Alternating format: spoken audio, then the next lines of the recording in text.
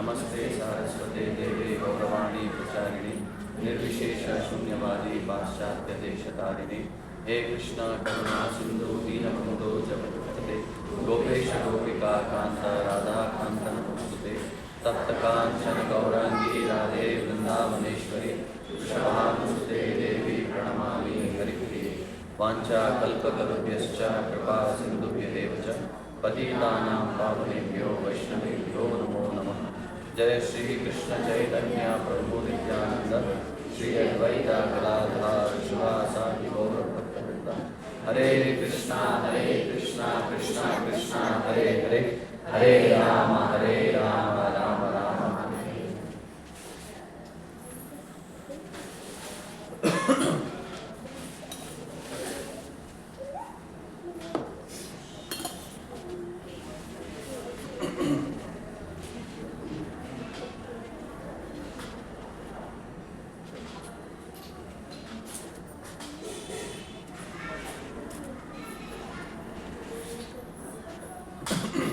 Hare Krishna.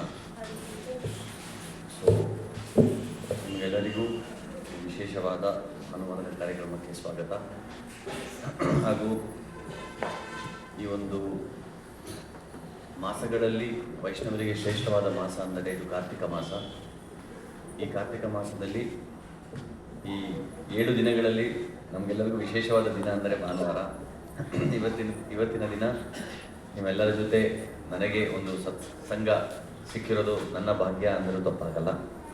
So ಈ ಒಂದು ಅವಕಾಶವನ್ನು ಕೊಟ್ಟಿರೋ ಮದನ್ ಮೋಹನ್ ಪ್ರಭು ಅವರಿಗೆ ಮತ್ತು ಈ ದೇವಸ್ಥಾನದ ಎಲ್ಲ ಭಕ್ತರಿಗೂ ನನ್ನ ಹೃದಯಪೂರ್ವಕವಾದ ವಂದನೆಗಳು. ಹರೇ ಕೃಷ್ಣ. ಸೊ ಇವತ್ತಿನ ದಿನ ನಾವು ಕೃಷ್ಣನ ಲೀಲೆಗಳ ಬಗ್ಗೆ ಎಷ್ಟು ಹೇಳಿದ್ರು ನಮಗೆ, ಎಷ್ಟು ಕೇಳಿದ್ರು ಎಷ್ಟು ಹೇಳಕ್ಕೂ ಕೂಡ ಸಾಕಾಗಲ್ಲ, ಎಷ್ಟು ಕೇಳಿದ್ರೂ ಸಾಕಾಗಲ್ಲ ಅಂತಹ ವಿಶೇಷವಾದ ಒಂದು ಅವತಾರ ಅಂದರೆ ಅದು ಕೃಷ್ಣ ಅವತಾರ. ಎಷ್ಟೊಂದು ಅವತಾರಗಳಿದೆ, ಅದರಲ್ಲಿ ಕೃಷ್ಣ ಅವತಾರ ಮತ್ತು ರಾಮ ಅವತಾರ ತುಂಬ ವಿಶೇಷ. ಏನಕ್ಕೆ ಅಂದರೆ ಈ ಕೃಷ್ಣ ಅವತಾರ ಮತ್ತು ರಾಮನ ಅವತಾರದಲ್ಲಿ ವಿಶೇಷವಾದಂತಹ ಒಂದು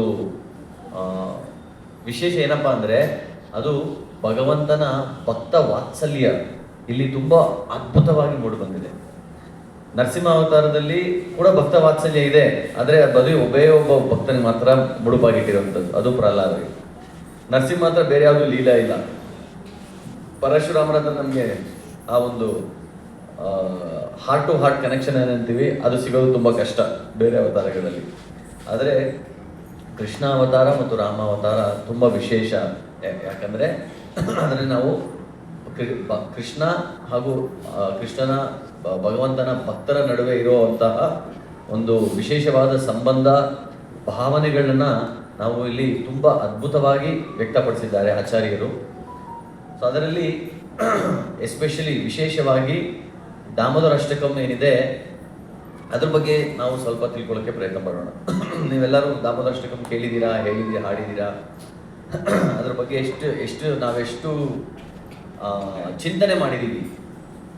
ಸೊ ಆ ಚಿಂತನೆನ ಇವತ್ತು ಸ್ವಲ್ಪ ಮಟ್ಟಿಗೆ ಮಾಡೋಕ್ಕೆ ಪ್ರಯತ್ನ ಪಡೋಣ. ಇಲ್ಲಿ ದಾಮೋದರ ಅಷ್ಟಕಂ ಅಂದರೆ ದಾಮೋದರ ಮತ್ತು ಅಷ್ಟಕಂ. ದಾಮೋದರ ಅಂದ್ರೇನು? ಯಾರಿಗೆ ಕನ್ನಡ ಚೆನ್ನಾಗಿ ಬರುತ್ತೆ ನೋಡೋಣ. ಇವಾಗ ಟೆಸ್ಟ್ ನಿಮ್ಗೆಲ್ಲರಿಗೂ. ಇದು ಏನು ಟೆಸ್ಟ್ ಅಂದರೆ ವ್ಯಾಕರಣ ಟೆಸ್ಟ್. ದಾಮೋದರ ಅನ್ನೋದು ಒಂದು ಪದನ ಎರಡು ಪದನ? ಎರಡು ಪದ ಸೇರಿ ಒಂದು ಪದ ಆಗಿದೆ. ಯಾವ ಸಂಧಿ? ಹೇಗೆ? ದಾಮ ಪ್ಲಸ್ ಉದರ. ಸೊ ಇಲ್ಲಿ ಏನಾಯ್ತು? ಗುಣಸಂಧಿ ರೂಲ್ ಏನು? ಯಾವಾಗ ಗುಣಸಂಧಿ ಆಗತ್ತೆ?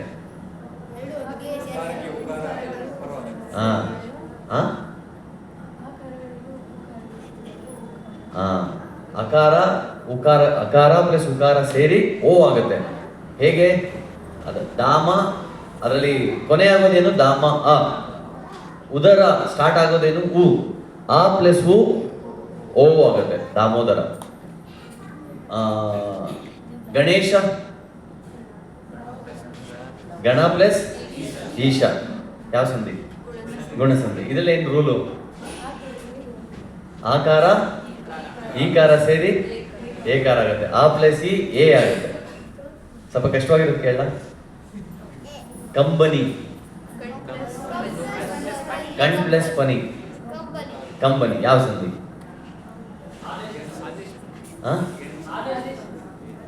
ಆದೇಶ ಸಂಧಿ. ಏನು ಆದೇಶವಾಗಿ ಬರ್ತಿದೆ ಇಲ್ಲಿ? ಇಲ್ಲ, ಅಕಾರಕ್ಕೆ ಅಕಾರ ಇಲ್ವೇ ಇಲ್ಲ. ಪಾಗೆ ಬಾ ಬರುತ್ತೆ. ಏನಂತೀರ ಆ ಸಂಧಿಗೆ? ಇದು ರೂಲ್ ಹೆಂಗ್ ಗೊತ್ತಾ? ಮೊದಲನೇ ಅಕ್ಷರ ಹೋಗಿ ಮೂರನೇ ಅಕ್ಷರ ಬರುತ್ತೆ.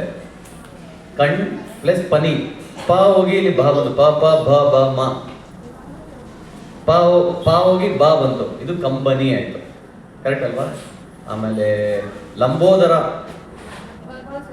ಲಂಬ ಪ್ಲಸ್ ಉದರ. ಸೊ ಆ ಥರ ಇಲ್ಲಿ ದಾಮೋದರ ಅಷ್ಟಕಂ. ಇಲ್ಲಿ ದಾಮ ಉದರ ಅಂದ್ರೇನು? ದಾಮ ಅಂದ್ರೇನು? ಹಗ್ಗ. ಉದರ ಅಂದ್ರೆ ಹೊಟ್ಟೆ.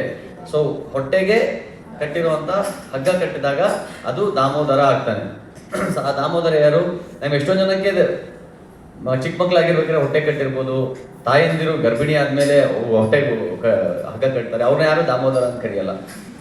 ಆದರೆ ಭಗವಂತ ಏನೇ ಮಾಡಿದ್ರು ಭಗವಂತ ತುಂಬ ಫೇಮಸ್ ಆಗ್ತಾನೆ. ಸೊ ಅದಕ್ಕೆ ಇದೊಂದು ಉದಾಹರಣೆ.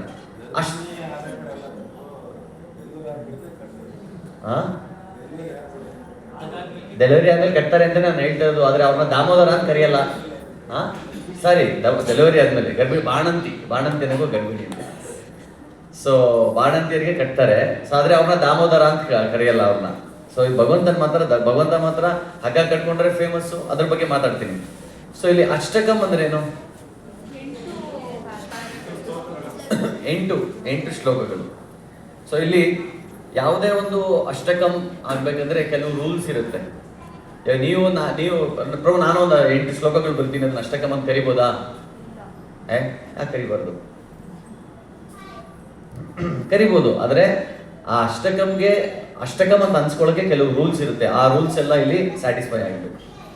ಸೊ ಇಲ್ಲಿ ಏನಾಗುತ್ತೆ ಅಂದರೆ ಇಂಪಾರ್ಟೆಂಟ್ ರೂಲ್ಸ್ ಏನಪ್ಪ ಅಂದರೆ ಇಲ್ಲಿ ಪ್ರತಿಯೊಂದು ಶ್ಲೋಕ ಏನಿದೆ ಅದು 4 ಸಾಲುಗಳಾಗಿರಬೇಕು. ಇಲ್ಲಿ ನೋಡಿ 4 ಸಾಲುಗಳಾಗಿದೆ. ಸೊ 4 ಸಾಲುಗಳು ಆ ಥರ ಅದು ಇಂಟು 8 ಅಂದರೆ 32 ಲೈನ್ಸ್ ಬರಬೇಕು. ಒಂದೊಂದು ಪ್ಯಾರಾಗ್ರಾಫ್ ಅಥವಾ ಒಂದೊಂದು ಶ್ಲೋಕ ಅಥವಾ ಒಂದೊಂದು ಸ್ಟ್ಯಾನ್ಸದಲ್ಲಿ 4 ಲೈನ್ಸ್ ಬರಬೇಕು. ಆಮೇಲೆ ಪ್ರತಿಯೊಂದು ಲೈನ್ ಕೂಡ ಸ್ಟ್ರಿಕ್ಟ್ ಆಗಿ ಕೆಲವು ರೂಲ್ಸ್ನ ಫಾಲೋ ಮಾಡಬೇಕು. ಅದರಲ್ಲಿ ಪ್ರಾಸಬದ್ಧವಾಗಿರ್ಬೇಕು, ಪ್ರಾಸ ಇರಬೇಕು. ಸೊ ಇಲ್ಲಿ ಯಾವ ಥರ ಪ್ರಾಸ? 2 ಥರ ಪ್ರಾಸ ಸಿಗುತ್ತೆ. ಒಂದು ಕಿವಿಗಳಿಗೆ ಕೇಳಿಸುವಂಥ ಪ್ರಾಸ, ಇನ್ನೊಂದು ಕಣ್ಣುಗಳಿಗೆ ಕಾಣಿಸುವಂಥ ಪ್ರಾಸ. ಅಂದರೆ year rhymes and I rhymes. ಏನಪ್ಪ ಇಲ್ಲಿ ನೋಡಿ, ನಮಾಮೀಶ್ವರಂ ಸಚ್ಚಿದಾನಂದ ರೂಪಂ ಬ್ರಾಜಮಾನಂ. ಸೊ ಇಲ್ಲಿ ರೂಪಂ, ಮಾನಂ. ಸೊ ಇದೆಲ್ಲ ಈ ಥರ ಎಲ್ಲ ಪ್ರಾಸ, ಕೆಲವು ಪದಗಳೆಲ್ಲ ಪ್ರಾಸ ಬರುತ್ತೆ. ಇನ್ನೊಂದು ಕಣ್ಣಿಗೆ ನೋಡೋಕ್ಕೂ ಕೂಡ ಪ್ರಾಸ ಕಾಣುತ್ತೆ. ಇದೊಂದು. ಸೊ ಇಲ್ಲಿ ಕಿವಿಗಳಿಗೆ ಪ್ರಾಸ ಅಂದ್ರೆ ಏನಪ್ಪಾ ಅಂದ್ರೆ ಅಲ್ಲಿ ಒಂದು ಐಡೆಂಟಿಕಲ್ ಸೌಂಡ್ಸ್, ಒಂದೇ ರೀತಿಯ ಸೌಂಡ್ಸ್ ಕೇಳಿಸ್ಬೇಕು. ರಾಜಮಾನಂ, ರೂಪಂ. ಸೊ ಈ ಥರ ಒಂದೇ ರೀತಿ ಸೌಂಡ್ಗಳು ಕೇಳಿಸ್ಬೇಕು. ಇದು ನಾವು ಎಕ್ಸ್ಟರ್ನಲ್ ರೈಮ್ ಅಂತೀವಿ, ಹೊರಗಡೆ ಕಾಣಿಸುವಂಥ ರೈಮ್. ಎಕ್ಸ್ಟರ್ನಲ್ ಅಂದರೆ ಬಾಹ್ಯ ಪ್ರಾಸ. ಇನ್ನೊಂದು ಇಂಟರ್ನಲ್ ಪ್ರಾಸ, ಅದು ವಿತಿನ್ ದ ಲೈನ್ಸ್. ಸೊ ಇದು ಎಲ್ಲಿ ಯಾವ ರೀತಿ ಪ್ರಾಸ ಬರಬೇಕು ಅನ್ನೋದು ಅದು ಯಾರ ಮೇಲೆ ಡಿಪೆಂಡ್ ಆಗುತ್ತೆ ಅಂದರೆ ಅದು ರೈಟರ್ ಮೇಲೆ ಡಿಪೆಂಡ್ ಆಗುತ್ತೆ. ಒಬ್ಬ ಲೇಖಕ ಅವನಿಗಿರೋ ಸಬ್ಜೆಕ್ಟ್, ಭಾಷಾ ಜ್ಞಾನ ಮತ್ತು ಅವನಿಗಿರೋ ಒಂದು ಪೊಯೆಟಿಕ್ ಸ್ಕಿಲ್ಸ್, ಅಂದರೆ ಕವಿಗಳಿಗೆ ಒಂದು ವಿಶೇಷವಾದ ಸ್ಕಿಲ್ ಇರುತ್ತೆ. ನಾವು ಒಂದು ಲಾಜಿಕಲ್ ಆಗಿ ಅರ್ಥ ಮಾಡ್ಕೊತೀವಿ ಅಂದರೆ ಪ್ರತಿಯೊಂದು ಕವಿಗಳು ಏನು ಬರೀತಾರೋ ಪ್ರತಿಯೊಂದರಲ್ಲೂ ಅದು ಬರೀ ಸುಳ್ಳೆ. ಈ ನೀವು ಸಿನಿಮಾ ಹಾಡುಗಳೆಲ್ಲ ಇದೆಲ್ಲ ಬರೆಯೋದಲ್ಲ ಪೊಯೆಟ್ರಿ ಅಲ್ವಾ, ಒಂಥರ ಕವಿಗಳು ಬರೆಯೋ ಈ ಹಾಡುಗಳೆಲ್ಲ ಸುಳ್ಳೆ. ಹಾಡುಗಳಲ್ಲಿ ಅರ್ಥನೇ ಇಲ್ಲ. ಲೈಕ್ ಸಿಂಪಲ್ ಎಕ್ಸಾಂಪಲ್, ಆಕಾಶವೇ ಬೀಳಲಿ ಮೇಲೆ ನಾನೆಂದು ನಿನ್ನವನೇ. ಆಕಾಶ ಬಿದ್ದರೆ ನಾನೇ ಇರಲ್ಲ, ನಾನು ನಿನ್ನವನಾಗಕ್ಕೆ ಹೆಂಗೆ ಸಾಧ್ಯ?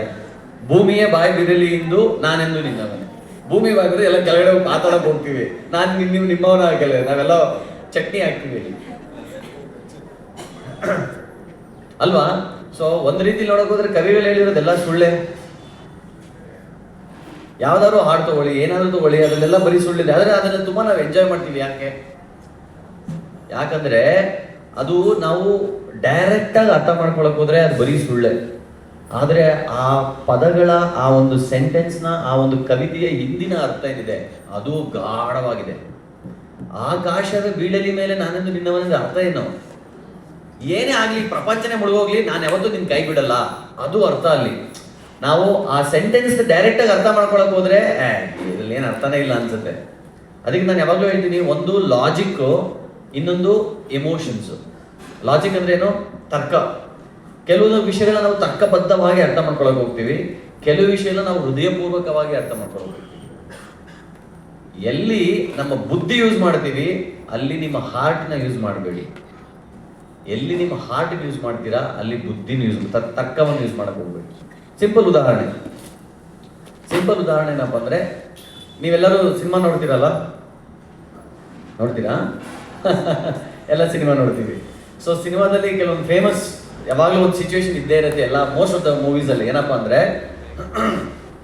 ವಿಲ್ಲನ್ ಏನಂತೀರ ಕನ್ನಡದಲ್ಲಿ? ಖಳನಾಯಕ ನಾಯಕನ ಚೇಸ್ ಮಾಡ್ಕೊಂಡು ಹೋಗ್ತಿರ್ತಾರೆ. ನಾಯಕಿ ಇಬ್ರು ತಪ್ಪಿಸ್ಕೊಂಡು ಹೋಗ್ತಾ ಇರ್ತಾರೆ. ಹಿಂದ್ಗಡೆ ಖಳನಾಯಕ ಬರ್ತಾ ಇರ್ತಾನೆ, ಹೋಗ್ತಾ ಇರ್ತಾರೆ. ಸಡನ್ ಆಗಿ ನಾಯಕ ಏನೋ ಒಂದು ಕಲ್ಲು ಹಿಡಿದು ಕೆಳಗಡೆ ಬಿದ್ದು ಹೋಗ್ತಾನೆ. ಸುತ್ತ ಸರೌಂಡ್ ಆಗ್ಬಿಡ್ತಾರೆ ಖಳನಾಯಕರು. 100 ಜನ ಖಳನಾಯಕರು ಸುತ್ತ ಆಗಿರ್ತಾರೆ. ಇಲ್ಲಿ ಒಬ್ಬನೇ ನಾಯಕಿ ನೋಡ್ತಾ ಇರ್ತಾರೆ. ನಾಯಕಿ ನೋಡಿದ್ರೆ ಏನಪ್ಪ ಮಾಡೋದು? ಅಯ್ಯೋ ನಾಯಕ, ಬ್ಯಾಕ್ಗ್ರೌಂಡ್ ಮ್ಯೂಸಿಕ್, ಸಮಥಿಂಗ್ ಮ್ಯೂಸಿಕ್ ಬರುತ್ತೆ. ಅವಾಗ ನೋಡ್ತಾನೆ, ಏನ್ ಮಾಡೋದು ಗೊತ್ತಾಗಲ್ಲ. ಎಲ್ಲ ಬಂದು ರಪ್ಪ ಹೊಡಿತಾರೆ, ಎಲ್ಲ ಒಂದು ಕೆಳಗಡೆ ಬೀಳ್ತಾನೆ. ಒಂದು ರಕ್ತ ಕೆಳಗಡೆ ಚೆಲ್ಲುತ್ತೆ. ಆಮೇಲೆ ನೋಡ್ತಾನೆ, ಆ ರಕ್ತನ ಕೆಳಗಡೆ ಬಿದ್ದಿರುತ್ತೆ, ಅದನ್ನ ತಗೊಂಡು ಹಣೆಗೆ ಇಟ್ಕೊಂತಾನೆ. ಆಮೇಲೆ ಈಗ ನೋಡ್ತಾನೆ, ಸಡನ್ ಒಂದು ದೊಡ್ಡ ರಾಡ್ ಸಿಗುತ್ತೆ. ಅದೊಂದು ರಾಡ್ ಇಟ್ಕೊಂಡು 100 ಜನ ಹೊಡೆದು ಬಿಸಾಕ್ತಾನೆ. ಸತ್ಯನಾ?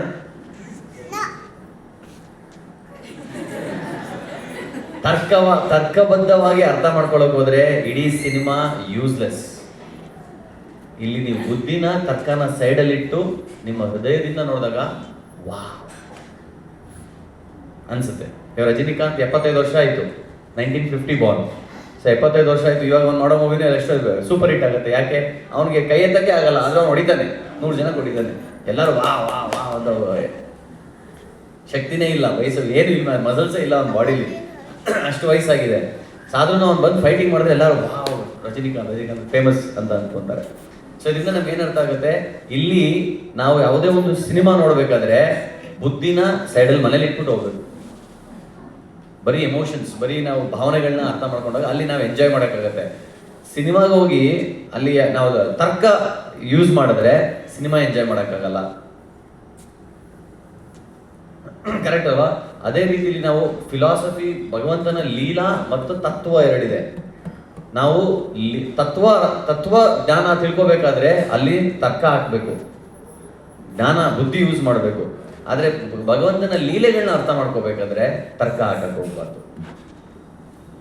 ಇವಾಗ ನಾವೊಂದು ಕಾಲೇಜಲ್ಲೆಲ್ಲ, ಇಂಜಿನಿಯರಿಂಗ್ ಕಾಲೇಜಲ್ಲಿ ಇಲ್ಲಿ ಸ್ವಲ್ಪ ಬುದ್ಧಿವಂತರಿಗೆಲ್ಲ ನಾವು ಏನಾದ್ರು ಪಾಠ ಮಾಡಕ್ಕೆ ಹೋದಾಗ, ಭಗವದ್ಗೀತೆ ಹೇಳ್ಕೊಡಕ್ಕೆ ಹೋದಾಗ ಅಲ್ಲೊಬ್ಬ ಹುಡುಗ ಕೇಳ್ತಾನೆ, ನಾವು ಕೃಷ್ಣ ಲೀಲೆ ಹೇಳಿದ್ವಿ, ಅಲ್ಲಿ ದೊಡ್ಡ ಗೋವರ್ಧನ ಪರ್ವತ ಕೃಷ್ಣ ಎಡಗೈಲಿ ಎತ್ತಾನಲ್ಲ ಕಿರುಬೆರಳಲ್ಲಿ. ಸೊ ಈ ಬೆರಳಲ್ಲಿ ಬೆಟ್ಟ ಎತ್ತಾನೆ, ಇಡೀ ಬೆಟ್ಟನ ಎತ್ತಾನೆ. ಎಂತ ಚೆನ್ನಾಗಿದೆ ಲೀಲೆ, ಎಲ್ಲರೂ ಕೇಳಿರ್ತಾರೆ ಗೋವರ್ಧನ ಲೀಲೆ. ಆದ್ರೆ ಎಲ್ಲ ಲೀಲೆ ಎಲ್ಲ ಕೇಳ್ಬಿಟ್ಟು ಒಬ್ಬ ಪ್ರಶ್ನೆ ಕೇಳ್ತಾನೆ, ಇವಾಗ ಯಾವುದೇ ಒಂದು ದೊಡ್ಡ ಇವಾಗ ಈ ಒಂದು ಕರೆಂಟ್ ಸಿಚುವೇಶನ್ ಅಲ್ಲಿ ಗೋವರ್ಧನ ಪರ್ವತ 21 ಕಿಲೋಮೀಟರ್ ಇದೆ, ಫುಲ್ ಎಂಟೈರ್ ಸರ್ಕಂಫರೆನ್ಸ್. ಆದ್ರೆ ಆ 21 ಕಿಲೋಮೀಟರ್ ಪರ್ವತನ ಕೃಷ್ಣ ಎತ್ತದ, ಅದನ್ನು ನಾನು ಒಪ್ಕೊಂತೀನಿ, ಅದ್ರ ಮೇಲೆ ನಾನು ಡೌಟ್ ಇಲ್ಲ. ಆದ್ರೆ ಹೇಗೆ ಎತ್ತದ, ಎಲ್ಲಿಂದ ಸ್ಟಾರ್ಟ್ ಮಾಡ್ದ, ಸೆಂಟರ್ ಆಫ್ ಗ್ರಾವಿಟಿ ಹೆಂಗ್ ಬ್ಯಾಲೆನ್ಸ್ ಮಾಡ್ದ? ಇವಾಗ ನಾವು ಇಷ್ಟು ದೊಡ್ಡ ಪರ್ವತ ಇದೆ ಅಂದ್ರೆ ಎಲ್ಲ ಒಂದು ಕಾರ್ನರ್ ಇಂದ ತಾನೇ ಎತ್ತಬೇಕು. ಹರೇ ಕೃಷ್ಣ, ಕಾರ್ನರ್ ಇಂದ ಎತ್ತಬೇಕು. ಇಲ್ಲಿರೋ ಪರ್ವತ ಎದ್ದ ತಕ್ಷಣ ಇಲ್ಲಿ ಸೆಂಟರ್ ಹೋದ್ರೆ ತಾನೇ ನಿಂತ್ಕೊಳ್ಳುತ್ತೆ, ಇಲ್ಲಿದ್ರೆ ಹೆಂಗ್ ನಿಂತ್ಕೊಳ್ಳುತ್ತೆ? ಸೊ ಸೆಂಟರ್ ಆಫ್ ಗ್ರಾವಿಟಿ ಹೆಂಗೆ? ಅದಕ್ಕೆ ಇನ್ನೊಬ್ರು ನಮ್ಮ ಗುರುಗಳು ಒಂದು IIT ಕಾಲೇಜಲ್ಲಿ ಪಾಠ ಮಾಡಕ್ಕೆ ಹೋಗಿದ್ರು, ಕೃಷ್ಣ ಲೀಲೆ ಹೇಳಿ ಅದ್ರ ಬಗ್ಗೆ ನಮ್ಮ ಪ್ರಾಕ್ಟಿಕಲ್ ಏನು ತಿಳ್ಕೊಬೋದು ಅಂತ. ಸೊ ಅಲ್ಲಿ ತುಂಬಾ ಚೆನ್ನಾಗಿ ಕೃಷ್ಣ ಲೀಲೆ ಮಾತಾಡಿದ್ರು, ಕೃಷ್ಣ ಜನ್ಮಾಷ್ಟಮಿ ಬಗ್ಗೆ ಎಲ್ಲ ಆದ್ಮೇಲೆ ಅಲ್ಲಿ ಅವನು ಒಬ್ಬ ಹುಡುಗ ಕೇಳ್ತಾನೆ, ಕಂಸಂಗೆ ಆಕಾಶವಾಣಿ ಬಂದಿತ್ತು ದೇವಕಿ ಹೆಣ್ಣೆ ಮಗು ಸಾಯಿಸ್ತಾನೆ ಅಂತ. ಅಷ್ಟೆಲ್ಲ ಗೊತ್ತಿದ್ರು ದೇವಕಿ ಮತ್ತೆ ವಸುದೇವ ಇಬ್ಬರು ಒಂದೇ ಸೆಲ್ಲಲ್ಲಿ ಏನಕ್ಕೆ ಜೈಲಲ್ಲಿ ಏನಕ್ಕೆ ಇಟ್ರು, ಬೇರೆ ಬೇರೆ ಇಟ್ಟಿದ್ರೆ ಮಕ್ಕಳೇ ಆಗ್ತಿರ್ಲಿಲ್ವಲ್ಲ? ಈ ತರ ಪ್ರಶ್ನೆ ಕೇಳ್ತಾರೆ. ಅದಕ್ಕೆ ನಮ್ಮ ಗುರುಗಳು ಹೇಳಿದ್ರು, ಯಾಕಂದ್ರೆ ಅವನು ಕಂಸ ಬಂದು IIT ಈ ತರ ಓದಿಲ್ವಲ್ಲಪ್ಪ, ಅದಕ್ಕೆ ಅವ್ನಿಗೆ ಅಷ್ಟೊಂದು ಐಡಿಯಾ ಬಂದಿಲ್ಲ ಅಂತ ಹೇಳಿದ್ರು. ಇನ್ನೇನು ಹೇಳಕ್ ಸಾಧ್ಯ?